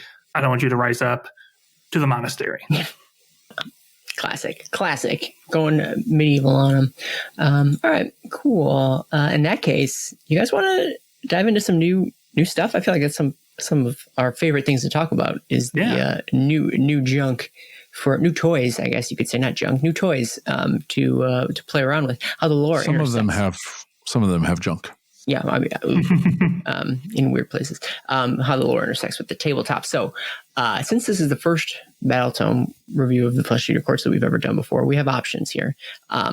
In that, yes, there's some new stuff that nobody's ever seen before that we can definitely talk about, and I think we ought to talk about. But at the same time, some of the old stuff has never really graced the pages of the story phase here too. So if you have any oldies but goodies that you guys want to talk about as well, please lay them on me. So first come, first serve. What are some of your faves in this Battletome that you that really captured you guys' imagination? Oh my gosh, Usharan. We'll just Misharon? More like Usharon, man. Hey. The model for Usharan is like he would run up to Catacross and just uppercut him with his big old mace and knock him off his plinth. He is just a big old hunchbacked giant ghoul. It's crazy. With a bunch of literal screaming heads just kind of stitched along his cape. Yeah. So I think that one is a showstopper. I think, this army has had the Terrorgeist and the Zombie Dragon as the sole centerpiece for a very long time. And they've both felt a little, not shoehorned in, but like, it's an old kit that has sort of like, that's what makes them cool, is that they got these big flying skeletal things. And this changes the game for the army, I think, visually on its own. Well, and like just to touch on that, this entire army, the reason I love it is because it is an old world army. They took the Ghoul Kings and the ghouls from Warhammer Fantasy Battles, whose lore was just, they're cannibals, whatever. It's not too in depth. They look weird because they eat other people, so they're cursed to look weird. And when AOS came out, the writers came up with all of this brand new lore and the idea of the delusions and these courts, and out of nothing. Like nothing on the models would indicate that the lore matches it, which is such a cool endeavor that they did. But then we had models that didn't match the narrative. And so Ushoran is finally the realization of this narrative that we've had for so long. And we finally see it in the models. 100%. Him and a bunch of the other new stuff as well. Like, which is, it's nice that they're all sort of part and parcel, like came as the same wave, but you're exactly right in that. And I guess it never really occurred to me. I'm looking back and I was looking over here over my shoulder, trying to figure out how old the original Flesh Eater Courts book was in terms of like where in the Battletome release order. And it's like less than 10. Like it's one of the first 10 Battletomes that came out. And I think that what they had done back then in the first edition is like trying to classify, define some of these new factions in new and interesting ways. And I remember thinking this Flesh Eater Court, and honestly, maybe I'm telling on myself a little bit. Like I kind of thought the idea was dumb, right? It was something I had never heard of before, and it was a valiant first effort, but it seemed very shoehorned. It seemed very tacked on. It seemed like they were kind of desperate to what do we do with these guys, kind of thing. And it's taken so long for it to be like manifested. And now over the course, of however many years it's been, 8 years or something like that, they fine-tuned it, they tweaked it, they've added more to it, they fleshed out the concept a little bit more. Yep. I'm surprised. Has it not happened yet tonight? That can't be the first one. That's the first time. To think that it's taken this long for them to manifest it is both surprising, but then also welcome. So now I'm just dipping on your toes and saying the same thing, but I agree with you. I forgot I was supposed to do this way earlier, but like, because the idea is a little stupid. Like, they're ghouls, but they think they're knights. But it's really resonated with a lot of people. We've been waiting for this Battletome to finally realize that. So shout out to the FEC gang, Dab, who have been waiting for literal years for this to happen. The FEC gang is some people, even in our Discord, who've just been waiting for this because this is their faction. Sure. Now I'm gonna say the opposite. I think given that there was like 4 kits this army had. It had ghouls. It had the crypt flares that they shoehorned into 3 different, 4 different, 5 different absurd units between the like leader type units and then you could have the Ghoul King on the Zombie Dragon, or you could take them off and put them on a base. Like they had 4 kits or something like that total, and they made I think they made something beautiful out of it. Right. Like, I think if you didn't have the model range, the concept of these horrid creatures that think they're noble is one of the more clever and I think thought-provoking ideas that have come out of the fantasy line. And I think what made it feel dumb maybe was because the model line didn't reflect it enough. Exactly. I think it's done because of the physical manifestation of it, not because it was a bad idea to begin with. So. And so I think you're right and I think it caught people. Like I think it became one of the more beloved storylines or like ideas. But models sell. The kits, and so I think people liked the idea of it, but now we have more. We've gotten a few more we had the Archregent release, and we got another guy sitting in a chair. Which, does he even appear in this? No, that was the Christmas model. Oh, okay, Christmas model. The Endless Spells, the Archregent, and then I think the Marrow Scroll Herald were like the only new ones in Age of Sigmar up until this point. Yeah. And so we get a bunch of new kits that really start showing all of the corners of this idea. So I agree with you. Like, it makes sense why it was like, oh, we can't really play this out. It's a cool idea in our mind, but these are the models we have. Well, to your point of people who have been waiting for this, right? I think I'd be curious to know like how many folks just flat out won't get into this army because there's this who haven't been willing to get into this army historically because they're like, there's this very cool storyline, but maybe they can't even get past the model range, right? Like maybe you never even get to learn about the chivalrous feudal, whatever. Because like, again, if the models aren't there to draw you into Eric's point in terms of that's what sells these things, like you'll never take that extra step to learn too much more about them. So now that we do have that entry point and like the visual language on the model, I think is probably going to draw a lot more people into it. So even if it was an underperforming army before, like I think this is the opportunity to change a lot of that. So. Well, and they never got rid of any of those models. So some of those older, not great looking models are still here. But if you have like 100 of those ghouls and then Ushoran himself right there in the middle, it suddenly looks great because he's such a cool model.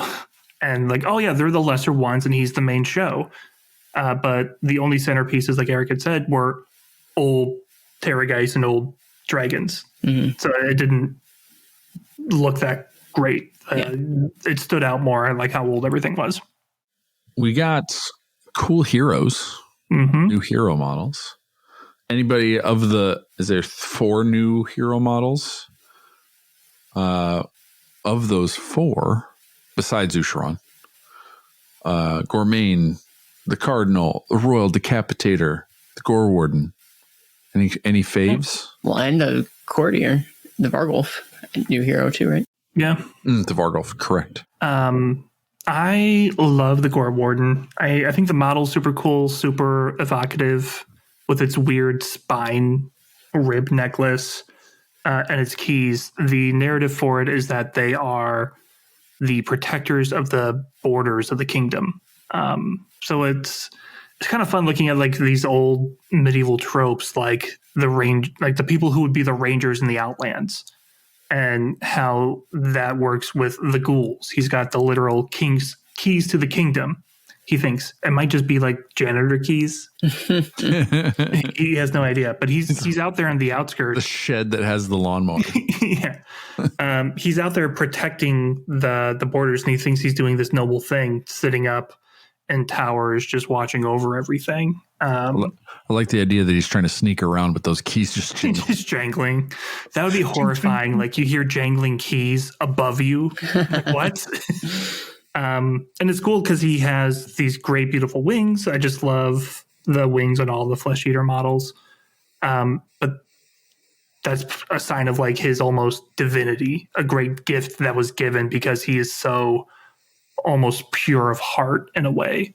But really he's a flying predator who will trash anyone who gets close to his territory. Aaron, do you have a favorite? Well, I like the Royal Decapitator conceptually, but I feel like they don't really lean in lore-wise into what I would have expected, which is to say like the lead, like the head executioner, right? Like, or the headsman or something like that. Like that seemed pretty obvious, and maybe it's just not interesting enough, right? Like this guy just executes things because like he's kind of shunned, and I guess maybe that's what you would shun a headsman, but like it doesn't seem as if that, I don't know, they are venerated isn't the word, but they aren't given the respect but that they deserve.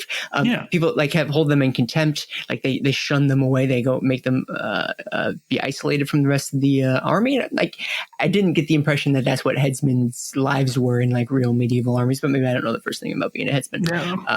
But they go mad in battle, because I think everybody goes mad in battle, and they have like this particular violent streak, but again they're all going violent, so like the lore didn't grab me as much as I thought the model sort of deserved. The War Scroll goes as hard as the model deserves. I tell you what, this dude could one hit any god. Really? Yeah, he has a rule that if he deals any wounds, he rolls a die and has a 1/3 chance of just killing any hero. Oh Jesus, okay. So, well, I guess, I mean, so like they lock on their targets, I guess, like as a headsman maybe does, right? Like they call somebody out and be like, I'm taking that guy down, and they just lope after them with their axe that like hungers for death or something like that. He's a melee sniper. Yeah, I guess that's maybe one way to look at it. So. Headshot. Yeah, one cool thing in the lore for them though is like they have the headsman hood, and if they ever fall in battle, another ghoul could just go crazy, just pick up the hood, take over that personality, grab the axe, and continue to roll. Exactly. That's cool. I didn't know that. But I think in some ways this dude falls into the trap of, in an army full of crazy, violent dudes, this guy's more crazy and more violent, which this is always the case of. They're like, well, how do you make how do you turn it up to 11? But I really like the model though. Eric, what was one of your favorite heroes? I mean, I'll pick the cardinal. I like the idea that there's, because again, I think, and maybe with Gourmet as well, like nothing speaks to court or like signals or symbolizes structure like religion and legal systems. Like it just says, hey, there's some sort of like these are characters that they're playing, right? Yeah. And I think it even more so than the like Ghoul Kings and the Regents, like in name, like these guys have costumes that, you know, and same with the Decapitator, like gives us some costumes that play in court. They're the twisted version of what we might see in, you know, like in Cities of Sigmar, we've got, you know, that little hero cavalcade of, you know, the spy master and the whatever. Like this is sort of the antithesis of that. Just as an aside, I wonder if that's going to be a theme that we're going to see, like jobs within the army, right? Like there's two armies back to back where like there's a segment of like here's like more so than battlefield roles, but like here's a career that someone has. Yeah. The Ironjaw's got a anvil guy, got a blacksmith. Yeah. Okay, sure. Yeah, true. I do think we are going to see more of it because one of the pieces of feedback they got for early Age of Sigmar is like the joke, where are the farmers? And so they're trying to figure out like, well, how do we do these different roles in society that still sells plastic toys for us? Fight. Yeah, like, right. Like I need an accountant that fights, which we have. Like I'm like code writes and people with scrolls and stuff like that. Like that's not uncommon. Bone masons. Yeah. We got soul. What are the soul people that in Ideneth who capture souls? Soul Reapers, Soul Reapers. Yeah. Yep. So like we've got a few of those where. Yeah. I wonder if that's like a directive. I wonder if GW is actually like, yeah, all right, we got to find a way to like ignore. Okay, that's some food for thought, really. Yeah, or if it's just like what the sculptors are vibing with is like, what if? Oh, we talk about the Caradron code all the time. Like that's something they put in the lore, and now it's the lore inspiring them to create a model of a dude who cares about the code. Sure. Or they're like, all right, I'm a sculptor in real life, but if I wasn't a sculptor, what kind of job would I have instead? Combat librarian. Let's go. Legalese. So one of the things that they talk about, some of the new things they talk about, so the Morbeg Knights are one of the new models, and it's a group of 3. I think they're 75 mil base cavalry. So there's 3 in a group, similar to Mournfang or the Pigs, that sort of thing.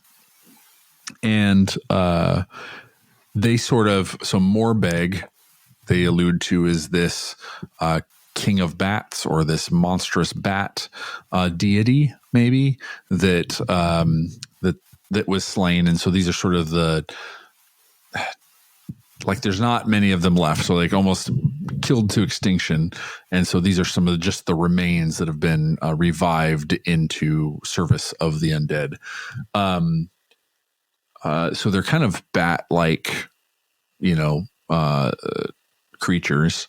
But I kind of wish, and they do this some in these new things, but I kind of wish they'd leaned more into the bat visuals. So like the new Vargulf has sort of bat-like features without wings. The Gore Warden has bat-like features with wings. These riders, they're these mounts, the Shriekers, or is that what they're called?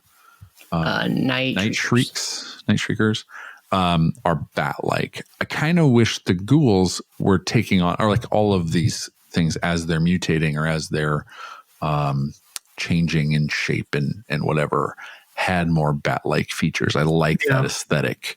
Obviously, they can't do that with the old stuff, but with the new stuff, I think that the Vargeist have sort of a more bat-like aesthetic compared to the Crypt Horrors, I suppose. Yeah. So I just think that's an aesthetic I would love to see more in this. Another cool thing about the Morpegs is like their delusions is sometimes they see themselves as different things. But like Pegasus Knights is one example. Some people think that they're riding bugs, which Paul has already told me he's going to make an army of. Thug ghouls. I wish you wouldn't, but okay. Right. You can't stop him. I tried, frankly. I know.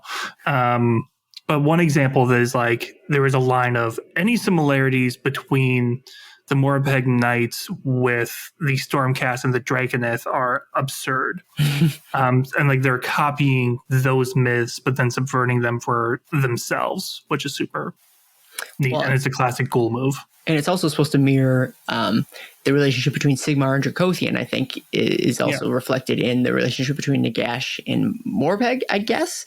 I mean, which is not entirely, I don't necessarily line up because I think I was reading that Nagash and Morbeg like often butted heads, but eventually they like, maybe they could be seen as allies at some point. Morbeg being the god beast, father of bats, which... Another thing I like about Age of Sigmar is how there's always God Beast, the father of blank, blank, blank. I think they really need to lean into that a bit more. Like there's the father of lizards or, Volcatrix of Magmadross or whatever. Yeah. Just the fact that like they're these primeval ancient progenitors of like current races is fun. Yeah. They need to do more of that. That's pretty neat. One that I also want to call out, and that like we talk about, I mean, the Vargolf is a sculpt that needed a replacement for the longest time. So everybody's real excited to have it come back. I'm real excited to come back, but I don't know that I really dig its lore. I don't hate to be negative here again today, guys, but like the idea is that these Vargolf courtiers are like basically like saints. Or like really, really holy warriors, paladins, perhaps. And so like they're cloistered, they're kept away in sacred groves or what have you, or cloisters, I guess. And they're only brought out at the direst time of need. Everybody like basks in this holy aura. But obviously you and I know that it's this bat-like creature. Nothing about that model says anything about, like it reflects anything about like this saint like creature. Like it, if that's going to be the lore, then I think you needed to do some connection. Like a lot of what we see, the cool things about these new models that have come out is that connection between, we see the delusion, right? Or we can see what, for a moment there, we can see what they see, like when it's like the cardinal or what have you. But this has none of that. Now I understand that the idea is that they're replacing an old model and maybe they're hamstrung a little bit, but they didn't have to be. You can make whatever you want. The sky's the limit, my friends. And so that's kind of, I think, a misstep. And furthermore, I don't even think that the Vargolf should be part of this army in the first place. But that's neither here nor there. It's too far afield. To me, it feels like it's more of a Soul Blight thing. But they didn't ask me, though they should. Yeah, I mean, it's one of the 5 kits that they had, and it was the old one. I do think so, and you're right, it needed to be replaced. It does feel like my initial reaction was it was too far removed from the original model. The absence of wings was a glaring, like, why does the Gore Warden have wings, but the Vargolf doesn't? It has a rule that lets it move as if flying across terrain and stuff. And it's very skinny instead of bulky. It's very slinky and like, instead of being like a big strong beast, it looks more like a, just spidery. So there, I think there's a little disappointment on my end from not seeing, the furry, snarly Vargolf with wings coming down in its hero stance, like 3-point landing, ready to attack. This one's more like crawling around the rocks and, leaping like a jumping spider. So it is what it is. But yeah, I think I would have loved to seen something more dramatic with it. Will, can you save the Vargolf?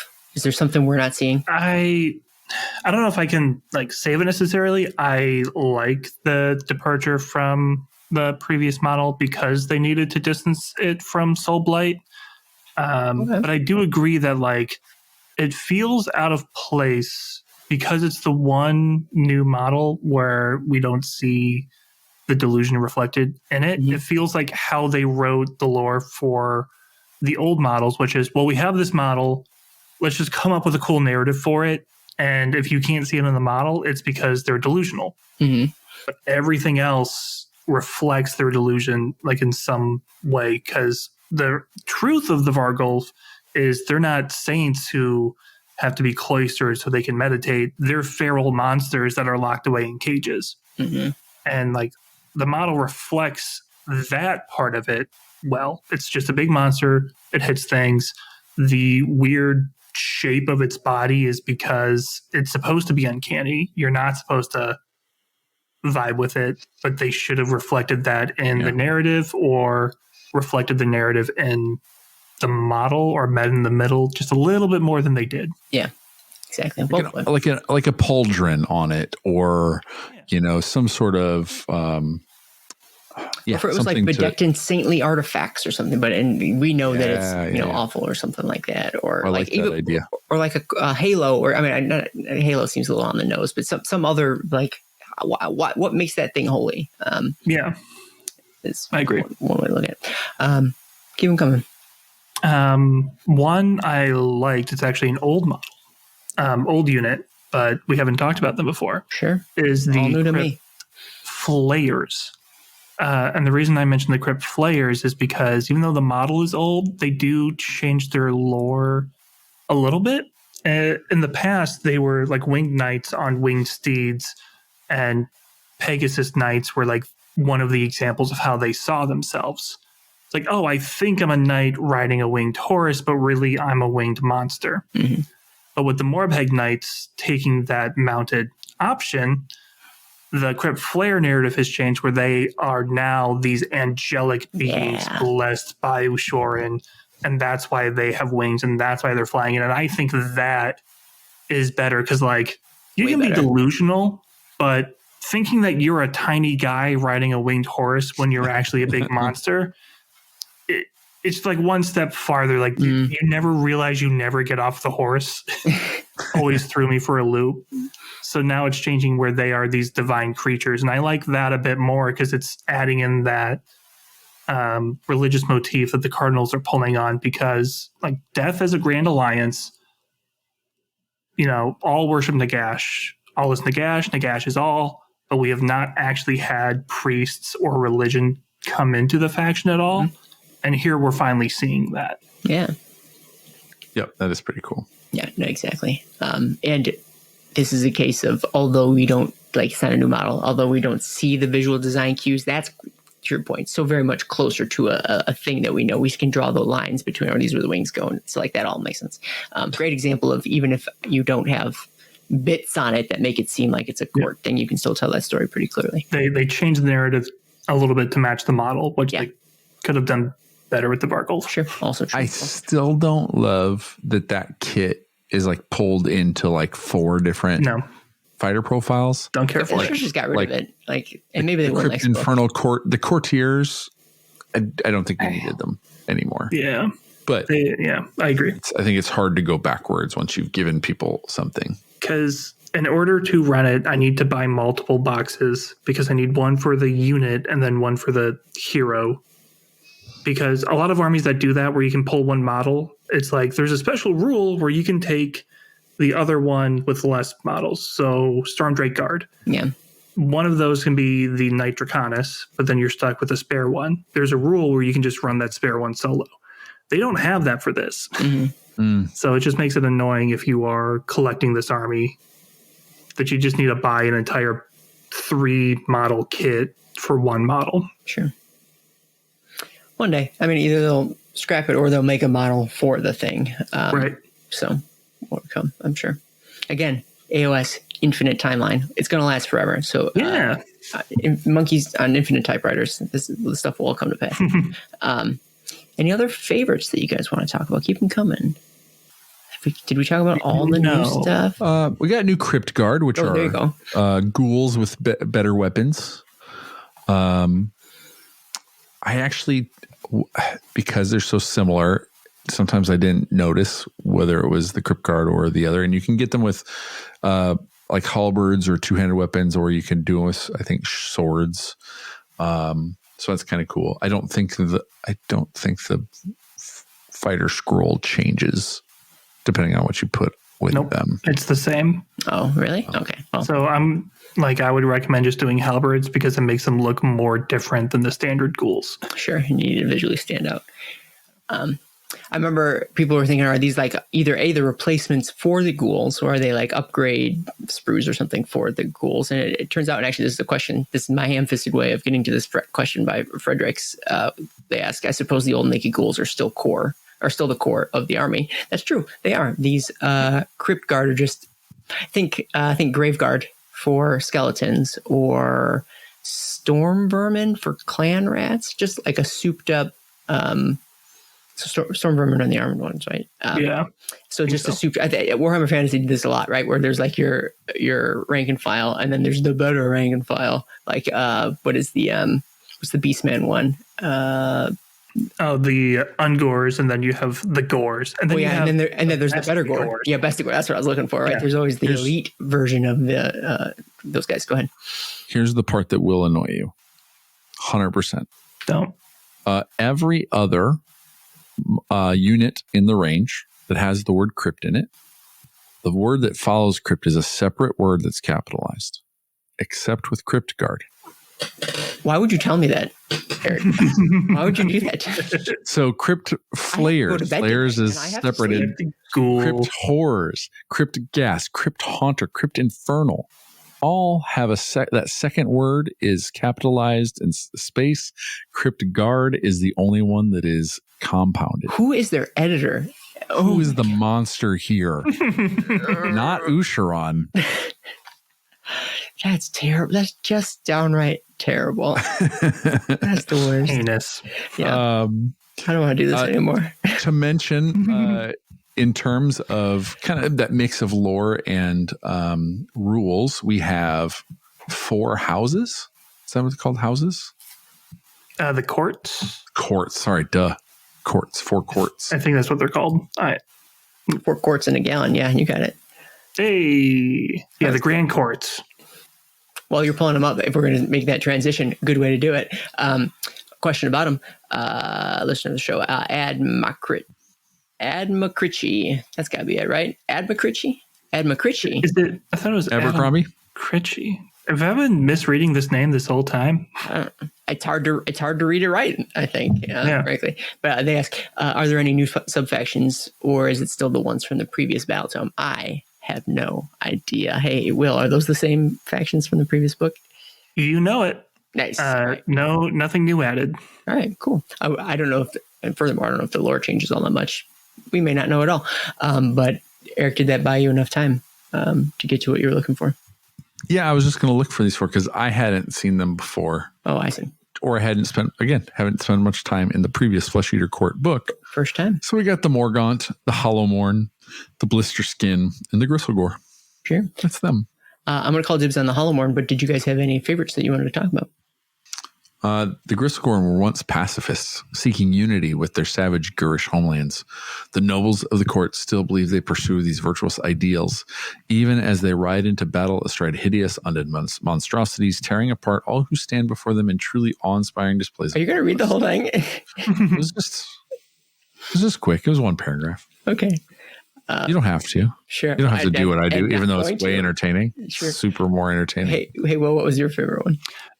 It's going to be the Blister Skin, which is the more religious of the subfactions.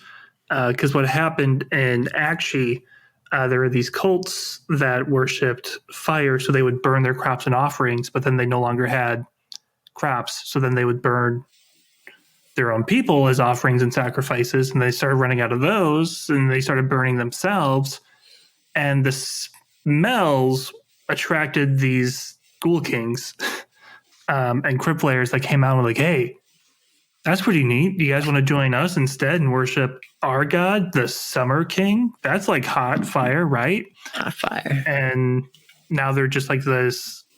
They are like the religious zealot faction because of this. And I just think it's neat that another entire culture that got subsumed because they devolved as much as they could, and then just like a ghoul king wearing a shirt. It's like that scene from 30 Rock, like, how do you do, fellow kids? Come join us. This is going to be great. Great idea. My one problem with that is the fact that they lived in Akshi, but they worshipped the Hish, right? Is that what it was? Or is it the other way around, or something like that? The point is it doesn't have to be that clunky. Like you could just make them worship fire. It doesn't. Why do you have to make it hard? Like, don't make it. There's too many steps. Make it simple, or like maybe not simple, but like efficient in terms of like what you're delivering. Like you don't need to just throw extra things at it. Over designed, too complicated. Go ahead. Sometimes conspiracy theories require a little bit of complexity. Sure. Well, that's a bug, not a feature.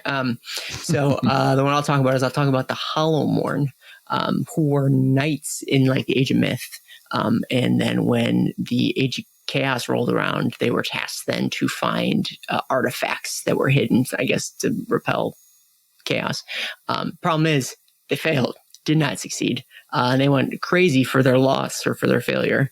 And in doing so, they started eating all sorts of stuff they shouldn't eat. At one point, they had to eat their serfs or their squires, which was fine. That's actually not a big deal. It's just a Tuesday. But the problem happened when they actually then had to eat their horses, and that was a bridge too far. They crossed the line. Yeah, and that's when they really devolved into madness. And then another case of aberrants catching wind of these guys, turning them to their side. And then now in the present day, they are tasked with a few things: whether or not they need to go find those artifacts that they were still searching for, or if they're just going to pledge their fealty to Nagash and are going to follow their liege wherever they lead. That's the story there. To wrap this all up, I guess, does anybody want to talk about the Morgant, or they're just the poster child ones? They're just the regular ones, right? Yeah. Yeah. It's your Hammers of Sigmar faction for these guys. But Chrisling, patron of the show, thank you, Chrisling. They asked, is there enough depth to the differences between the sub-factions? And they also asked which sub-factions stand out as particularly cool. We talked about them, but do you think they are different enough? I think most of them are, except for the Morgant and the Hollowmorn. Because one is a faction of nobles who are chivalrous versus the other one, which is a faction of chivalrous nobles. Well, you just said it right there. You're completely different, the opposite ends of the spectrum. For some of them, so for instance, Gristlegore gets Terrorgeist as battle line, so more monster driven. What's battle line? I don't know. We don't have that in Path of Glory. The Crypt Guard are battle line in a Morgant, that main army. Crypt Horrors are battle line in a Hollowmorn, and Crypt Flayers are battle line in a Blisterkin. So there's some monsters over here, flying, hulking things over there. A little more specialized ghouls that can carry better weapons over there. So there's a little bit of that can play out in the army that you build. I think they're different enough, I suppose. But one of my favorite sub-factions or groupings of sub-factions, even sort of taken collectively, is where they take a hallmark of the faction and they really exemplify it in a very clear, obvious way. In that, like, these factions, however 24, 25 of them, they're all multifaceted, right? And I know it's not easy to always break them down into their component parts, but when you can do so and sort of communicate that effectively in a sub-faction and really highlight this is, a feature of these factions and make them clear and distinct and illustrative, I think that's the best use case for these sub-factions. And I think this one is less than maybe even less than average, frankly. I don't know that the Flesh Eater Courts have enough component parts to break it down to, there's not enough granularity to its components that is easily broken down into four. And maybe you would say, well, that's a good thing. Maybe like there's simplicity. And I was just talking about simplicity, right? Like, but I don't know, maybe I'm dumb and I like, the CR. Well, no, this is Lumineth. Oh, this is the twin faction, right? Because they're all about like the duality of stuff. Anyways, maybe I'm a simple man with simple taste. No, I think overall this army still has some issues with dividing up, like an Archregent versus a Ghoul King. There shouldn't really be a difference there. Mm-hmm. Archregent doesn't seem more important than Ghoul King, although in one of the descriptions they're kind of the same. But and we talked about the courtiers, like it's just a little bit too much of does that need to be a separate thing, or could it have been something completely different? So distinctions without differences, which is a phrase I don't get to use nearly enough. Well, and like to the point, we just don't have the granularity because it was only 4 boxes. Like we had 4 sub factions, 1 for each box. Sure. Yeah. It's like a charnel pit, and you're trying to just figure out if that's a rib or a femur. It's hard to know. Right. It's just like that. It's a situation we've all been in. I was trying to think how to get the words out. That's exactly what I'm getting at. All right, cool. Other subfaction thoughts? No, like I just feel like Blisterkin and Gristlegore are neat because they stand out a bit more because they are based more on like what they used to be, which was this one was a cult of fire and then one was a kingdom of peace. And I think those 2 do kind of stand out, but that's only half of the faction. And the other 2 just kind of blend together and they both feel like if you had told me one of them is the default, I would believe either one because they're too similar. Yeah, true. I like that they do sink their teeth further into this delusion and that as an army that it does lend itself to more conversion and storytelling, etc. When I started creating my Flesh Eater Court, war band or whatever, I wanted them to be pirates, and I felt like more than like you could take Soulblight and make them be pirates. Fully within the range. The new cities of Sigmar, maybe less so. Like you could certainly put them on a boat and have, Fusiliers, but whatever. Like, but these guys, you can really say like, hey, what within a kingdom, what are some different groups, and can you put somebody in charge? Who's the person in charge? Like any kind of hierarchical like structure, you can put these guys in, and it will be like, yeah, that makes a lot of sense. You could make them cooks in a kitchen. This is a catering party, and they come to different venues to throw a party, and you are the main course. So you could do a lot with these guys. Yeah, true. All right, we can talk about some special characters. I think we've talked about Usharon quite a bit. However, I tucked some questions about the guy down here from Darth Alec. He wants to know a little bit more, and so we'll ask him real quick.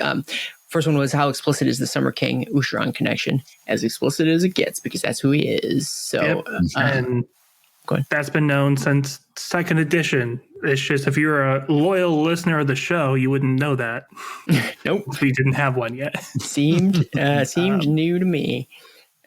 Which it was a fun reveal. I guess that's a question later too. It's like I was on the edge of my seat. Who could this guy be? Even lore podcasters are kept in the dark sometimes. But then he also continues, is the Summer King crazier or saner than his faction? Yes. Equal? or whatever the plot needs him to be, I imagine.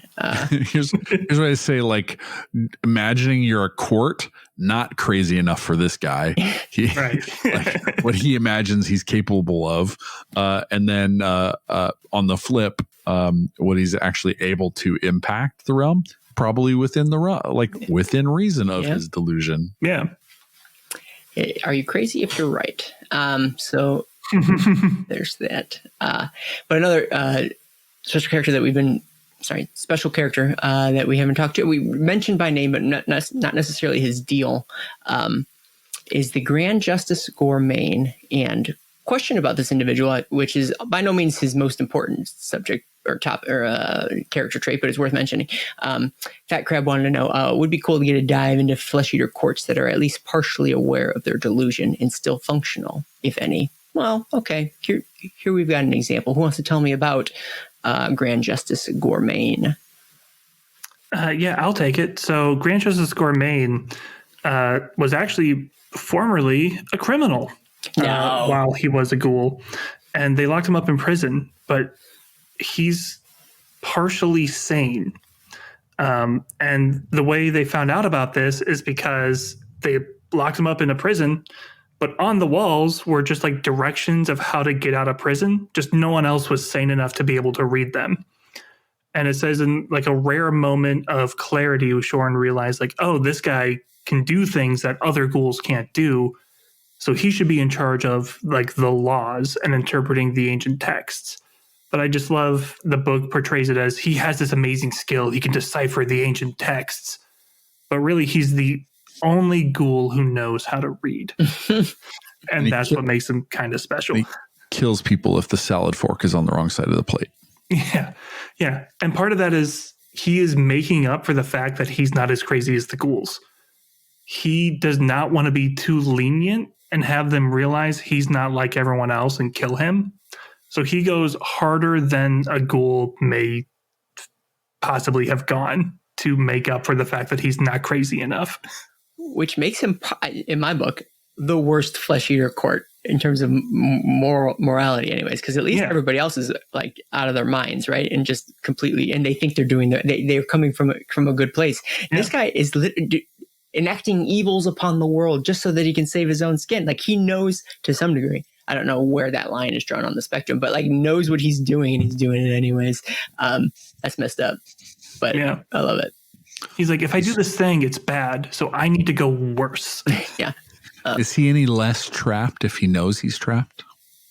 That's the question. I mean, he could also give himself up. Yeah, it doesn't matter. Or he could just run away. These guys have wings. He doesn't have wings. And have you seen his silly outfit? He can't run in that thing.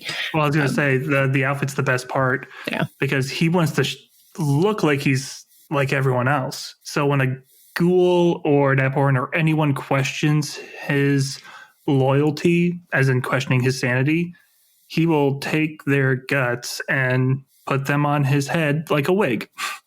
And as his model, the wig goes like all the way down because he has just been collecting. I mean, intestines are pretty big. Yeah. It's just funny. Like this is their version of like the witch hunters, but in reverse. They're rooting out sane people, and he does not want to get caught. But there's a great example of them using the visual language of of diving into his delusion, but making it reflected on his model. So very well executed, if not incredibly unsettling. Yes. Other gourmet thoughts? Not any that are germane. I thought that. Well, what threw me off is I saw gourmet, and I thought they were going for gourmand, and that he was going to be a chef. That makes sense. And he is decidedly not. Nope, not even a little bit. Cooking up a trial. Hey. All right. A couple more questions. Couldn't find a good place to put them elsewhere in the show, but I'll ask them generally real quick, but they're kind of broad. So rapid fire, lightning round. Well, they're not super, they're kind of broader, but let's go. Minervis, they ask, do the kingdoms themselves feel more organic and fleshed out as human high fantasy, one with peasants and knights, now that the models reflect the theme more directly and are playing catch up? Actually, we kind of already talked about that. I think so. Do you guys think they feel more organic? All right, I'm getting some head nods. I'm getting some yes. Well, I would say it's interesting because, like, I don't think the Mortal Realms lend themselves to the low fantasies. Like, yes, you set up a camp. Yes, you chop some wood, and then a big bunch of Tzeentch Nurglings run through and burn you down. Right? Like, it's not your encampment's not long for this world. Your kingdom's not long for this world. But in a world like that, what better escapism is there than to imagine like a medieval, chill, like rules, things are normal, kind of thing. And so I think it's a very cool seed inside the realm that low fantasy exists, like the old world exists in the mind of the craziest people in the realms. Yeah. It's a classic. If you wanted Bretonnians, hey, all you Bretonnian players who said the Bretonnians are gone. Well, we got your army. It's right here. I am going to go against that just a little bit, just because I feel like they stand out a bit more than just Bretonnian. Like not what you said, Eric, just the connection to Bretonnians. Because what especially Aaron with said. Burn Aaron. Yeah, Burn Aaron. Just because with the connection with Gourmain, with his wig, and then they have like Shakespeare lines at the beginning of the book. They're going for like a parody of Victorian English in a way. Because I do think connecting them to Bretonnia just makes them like, oh, they're just knockoff Bretonnia, when they're weirder than that. Here's the deal. I'm going to cut my thing, but I'm also cutting your thing, though, too. All right. So you think... so they're more like this, like Three Musketeers, kind of like Musketeer Knights, as opposed to looking for a history lesson on my Mortal Realms podcast. But Minervus continues. They ask, I'm sorry. Making me Minervus. I was just going to say, I do feel like they're very organic because all their food is free range. Mm-hmm. Also true. Minervus continues by asking, the recent fiction implies that Flesh Eater Courts are essential to more plot development. And is this reflected in the tome? I think we kind of touched on this a little bit before in that we think that Dawnbringers, obviously they're going to have some play in terms of the plot of what goes on in Dawnbringers. I think the grand reveal probably should have maybe came in that book first. Yeah. But yes. Well, I feel like it's incomplete without, depending on Dawnbringers. Dawnbringers comes out, they take front stage, yes. But if you only have this book before Dawnbringers comes out, I'm less convinced. Sure. Okay. I buy that. Neferata's got plans. Yes. For these guys. So I think they're essential to her plans. And like, yeah, they're gonna somehow let him out as part of something. Mm-hmm. Agreed. And finally, they continue, has the more central role of the Flesh Eater Courts place in the narrative, where they've previously felt like one of the most peripheral factions. At the moment, means that the lore has been expanded to make them retroactively more important. No, I don't think so. I don't think this replaces previous lore. Or not replaces, but like it doesn't fluff it up. I think they always were kind of peripheral, and I think after whatever happens in Dawnbringer, they're going to be peripheral again. Would be my guess. I do like that it doesn't retroactively change anything, because like too often we'll get a new book or a brand new army, and it's like they've been here the whole time and they've been doing all this cool stuff. And for ghouls, it's like no, they've literally just kind of been sitting around waiting for Ushoran to show up. They have not done anything important up until this point. Sure, until the realms comes to them. It's not like they haven't existed. It's just that like they are reactionary as opposed to proactive. I think they're similar to Skaven in that effect, that they can pop up anywhere. Yeah. They live in the nooks and the crannies. And so if you need something to come out of a dark cranny, it could be a rat or it could be a flesh eater, Yeah. I think they just fit in that space. They're better as supporting peripheral than they are as, the only caveat would be that if there's something told from first person from within the delusion, right? Then they're the main character, but otherwise they are not. Yeah, like an NPC faction almost. Mm-hmm. Cake Latte, I don't know if that's how you say that, but let's pretend it is. Cake Latte, member of the FPC gang, Dab. Yeah. They ask, regarding the new Battletome story, does the build-up to the Carrion Summer King's reveal feel like it has paid off? And if so, what repercussions does this renewed presence on the realms have on the courts at large? Are they slowly unifying or splitting apart? Are they affected at all? First, do you think it pays off? Not without Dawnbringers. Yep. I think it's back to the same answer. We needed Dawnbringer. Page 1 is Ushoran has been here the whole time. Mm-hmm. So there's within the Battletome, there's not a build-up. It is, boom, Ushoran is here. Yeah. And I think the build-up broadly has been fun, but like once we put the pieces together before this book dropped, like that it was going to be Ushoran with the Summer King, like once I learned what Summer King was not too long ago, I think then. So like I was hooked up until this point, but like this book wasn't the culmination will be Dawnbringers 4, because like he's on the front cover, like he's going to do something. Sure. And this book, like this Battletome, is in a weird spot because it's like he's back. What does he do? Find out next time. Find out. You know what it's going to be, and it won't happen until like next spring. It'll be Ghoul Boy Summer. Or Hot Ghoul Summer. Yeah, Hot Ghoul Summer. Yeah, there you go. Try to. It's much better. Do we think what repercussions does the renewed presence on the realm have on the courts at large? So that's a good question. Maybe not know what plot-wise, but is it going to unify them? Can it unify them? What will its effect be on the larger faction?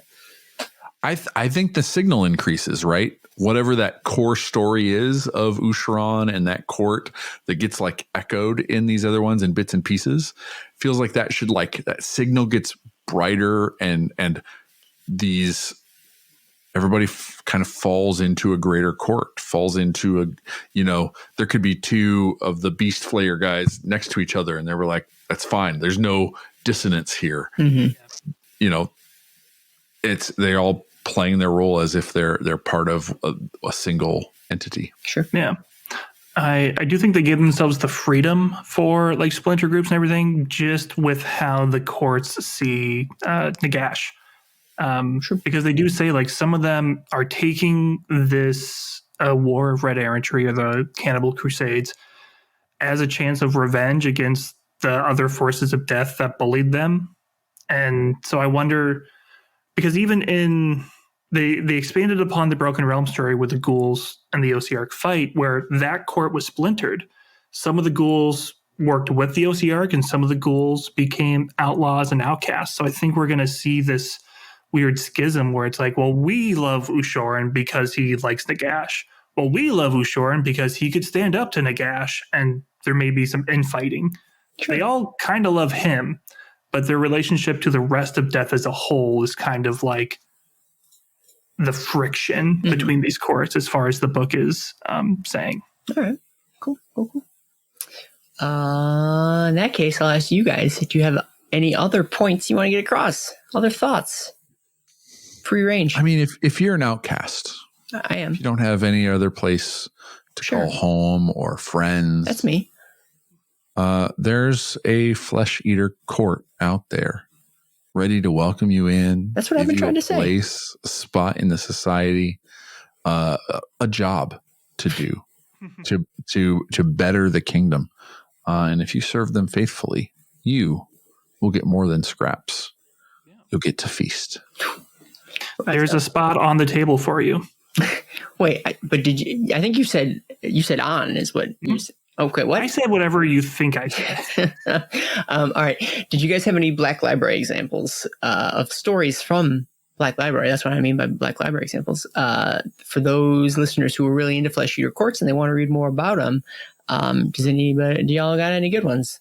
Any recommendations? Yeah. There's Red Knight by Miles A. Drake, which is in the Inferno collection, which I definitely read earlier than today when we asked the Discord for recommendations. But it's a really good story about a noble warrior trying to take over another kingdom so that they would join under his king like he had done before. But they do some weird magic on him. He looks in a mirror, sees himself as a it's weird. I don't even know how it's connected to the Flesh Eaters. Just a great story. Read. Yeah. From that, like you said, like from their point of view, they're the main characters, and the story is the pinnacle of that. That's cool. Miles A. Drake wrote another story, Claws of Famine, which is a short story in the Dire Chasm compilation from the vantage point of the Warhammer Underworld's Flesh Eater Court, Kraken something. But I remember that was a standout from that compilation. It was particularly good about a servant of the court who is having weird delusions and seeing things that aren't there, and them coming to terms with that. Again, yes, another Flesh Eater Court led story. Other recommendations that you guys want to make? I don't read books. Can't. That's fair. And won't. Just another one is Ghoul Slayer by Darius Hanks. It's a Gotrek novel where the main bad guys are obviously ghouls, and you get some point of view shots from their perspective and kind of their motivations. And it just does the cool thing that Black Library can do, which is explore different aspects of factions that you're not going to find in a Battletome. You're going to have, it's a loving relationship between a king and his queen, and their story about trying to create a family and the issues they're having that they don't know it's because they're ghouls. It's really neat, and like how that is explored, and then how the delusion plays itself out, how you could go from being on a battlefield to immediately being at a feasting table in your mind to explain what they're doing. That's fun. I know that those Hinks Gotcha books are very well received. And the only other one I'd recommend, not even necessarily because it's a Flesh Eater Court book specifically, but Lady of Sorrows by C.L. Werner, because there's a character in this story that I don't know if it's explicitly named as a ghoul, but a very ghoul-like individual is the supporting character. And it's an example of this type of thing, working alongside your run-of-the-mill human protagonists. And I thought it was interesting. I've never seen a character like this before. And we were talking about, like, do ghouls practice diplomacy? It's not diplomacy here, but it's them working alongside what you and I would consider regular people.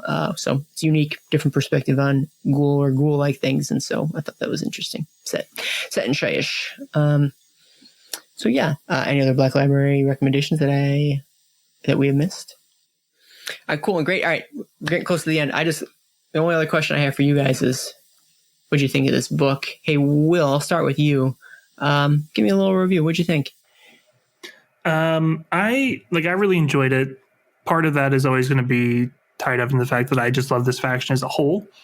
I feel like this book found ways to embrace that narrative of delusions, like the scholar who's like interspersed throughout. I do feel like the book itself is kind of incomplete because they wrote it knowing Dawnbringers was coming and some of the story is going to take place there, and I dislike that. Like, I want everything bundled together so I can just buy one book and read it. But besides like that, I feel like it is really well done. It just, I was going to say fleshes out, but I feel like we've already said it twice. Okay. It fills out the faction. It fills out the narrative. It doesn't, other than Ushoran coming back, we don't get forward momentum, but it's an overlooked faction that is coming back into the mainstream. And for that, I'm going to give it 3 out of 4 Grand Courts. Oh, we got to give it ratings. I forgot. Yeah. Okay. Or 3.5 out of 4. I was trying to do a whole number and not fractions. I just couldn't think of anything bigger than 4. Sure. I get that. Cool. Hey, Eric, what'd you think of this Battletome? I think I'll just build off of that in that it spent the pages within this Battletome solidifying these guys in the past, because they'd sort of just pointed at a few things and expected you to read between the lines, right? So they're sort of going back and saying, Ushoran was here, Ushoran was there, Ushoran's important.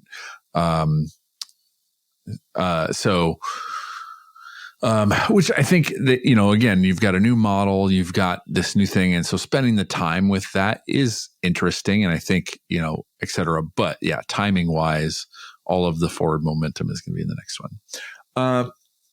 Absolutely think that they did the best work in like the Cardinal and the Gormain with the costumes. Having the accoutrement to show them that they are playing these parts, I think is the best version of these, and needing to see more of that in like the Vargulf, and we get enough of that I think in the Gore Warden, but seeing more of that, because that's the thing that sets them apart the most from the Cruel Boys. Like there's some similar motifs of bones and leathers and that sort of stuff that I think that this kind of helps set them apart. And there's still some confusion in the line, but I really enjoyed seeing Ushoran come into the picture. I love the new models. I love so I will give it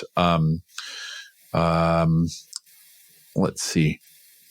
I don't have a rating system. I will give it 2 out of 3 Morbeg Knights.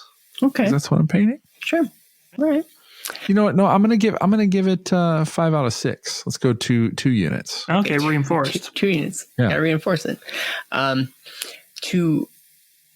God, Will, you had said something, and I'm like, I want to touch on the thing that you said, and I can't remember for the life of me what you had said that I wanted. Book feeling incomplete. Okay. I love the faction. Okay, so anyways, what did I think of this one? I agree. Actually, I'll build off the incomplete thing. I do agree that it feels incomplete, and I can't tell if it's because of the fact that it's like the third book that still had. It's both the third book, but also felt like it was starting from scratch, but it didn't have all the things that it needed to start from scratch too. And now maybe that's because, Aaron, you didn't read the first two books. If you come in the third in the series, of course, you're going to be missing something. But I don't get that with the head shake that I'm getting. I don't get the impression that that's the case. I think the first two were probably just placeholders because they weren't ready for the thing yet. Here's this cool idea, but we don't have really a place in the moral realms for these guys. And now this is their debut, some might say, or it feels like it is, and it just happens to be it's also the first one that I've read too. However, if that's the case, I need a kind of a thicker book a little bit. Like there's more to be pulled that isn't in here, and I don't even necessarily mean. I remember the thing that you were talking about. I don't even necessarily need forward momentum on it. To your point about there's plot developments. Ushiran's here. You wanted all of that new stuff to be baked into this Battletome. I think you and I both know that that's not what Battletomes are for, right? The Battletome needed to stand by itself for someone who wanted to play the faction independent of where we are in Dawnbreakers, which is tricky because it's so very clearly tied to the story. If Ushiran's going to come back and here's the why, they're integral linked, but think a year from now, think 2 years from now, this Battletome needed to be its own thing.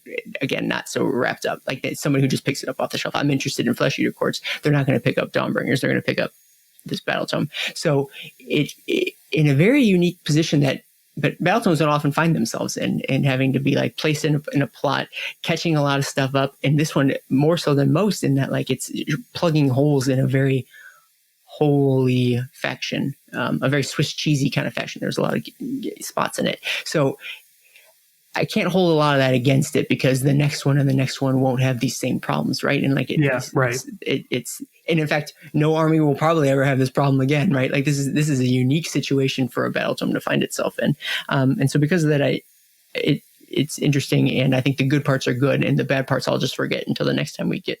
Not the bad parts, but the lacking parts I'll just forget we're lacking until the next one comes around, and I think. Even if it doesn't give me the most solid ground to stand on because of those holes, it's solid enough. It's a good jumping off point that now I have a pretty good idea of what the Flesh Eater Courts were. If I didn't before, I think I do now. And frankly, that's what a Battletome is supposed to do. It's supposed to give you a pretty good idea of what the faction is, and then we can go from here. So all that to say, this is my second favorite type of Battletome after brand new army Battletomes, those Battletomes that add a lot more fleshing out again of the lore, add a lot of stuff to it. It's these army box level Battletomes are some of my favorites, and so because of that, it gets all sorts of great marks because that's what this is. And in fact, this it should be at the very least what a Battletome does, which it probably won't always be the case.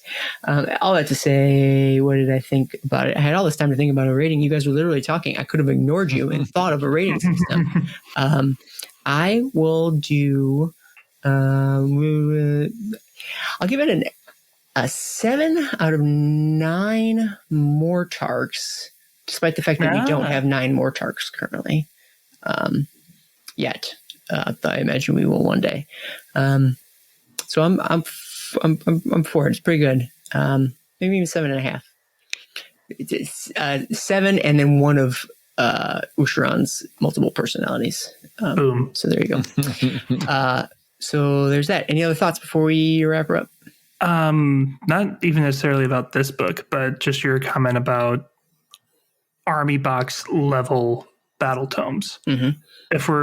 If we go back a year, and then also include Slaves of Darkness, which came out around the same time. Sure, we've had 4 of them and an entire narrative series, with Dawnbringers. That's a good year. Where the previous year we had none. Yeah, exactly. This level and quality. I have.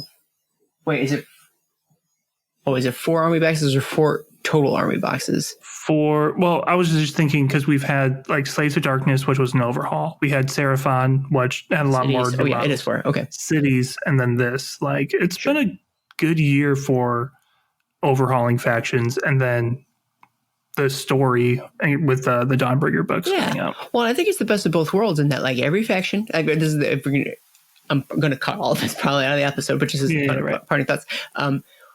one of the problems with Warhammer Fantasy was the fact that you go years before your army was ever touched again. Well, now that they're making sure that every edition, every book gets touched. But at the same time, they're still making, at least this year, was a series of releases that were like the Warhammer Fantasy releases, which were big releases, right? Like every time a new army got hit, dropped in 8th, like you got a bunch of stuff with it. So like this does both. Every army got their little book, but then like they saved like they still had big releases, 4 times a year or almost 4 times a year. Anyway, so it's cool that they were able to do both those things with the ramped up production time. Very cool. Any other parting thoughts? And in that case, it's time for our reforging. With Sigmar willing, we'll be back soon. Like, subscribe, share, or leave a review. Join us on Discord. Drop a tip on our Patreon. Anything you can do will spread the word of Sigmar farther than we can on our own. Chat with us anytime about your thoughts on Twitter at The Mortal Realms. Eric, where can they find you online? Mostly on our Discord, themortalrealms.com/Discord. I can do it. And a little bit other places, but not really at all. Sure. Well, where can they find you on the internet? Mostly on our Discord, as well as Sever. And lately I've been hanging out on Blue Sky at Sever. Cool. And I'm Aaron. You can find me at Dosisos on Twitter and also on the Discord, obviously. And you can find all our Mortal Realms shows and content at www.themortalrealms.com.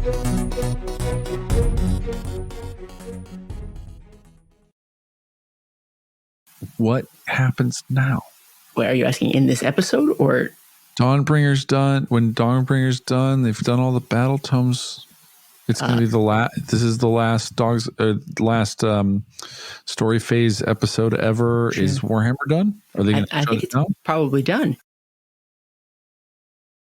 We were getting a slew of new Mortarks when we got through the ghosties and then the bonies and that's what they're called. You got it. Yeah.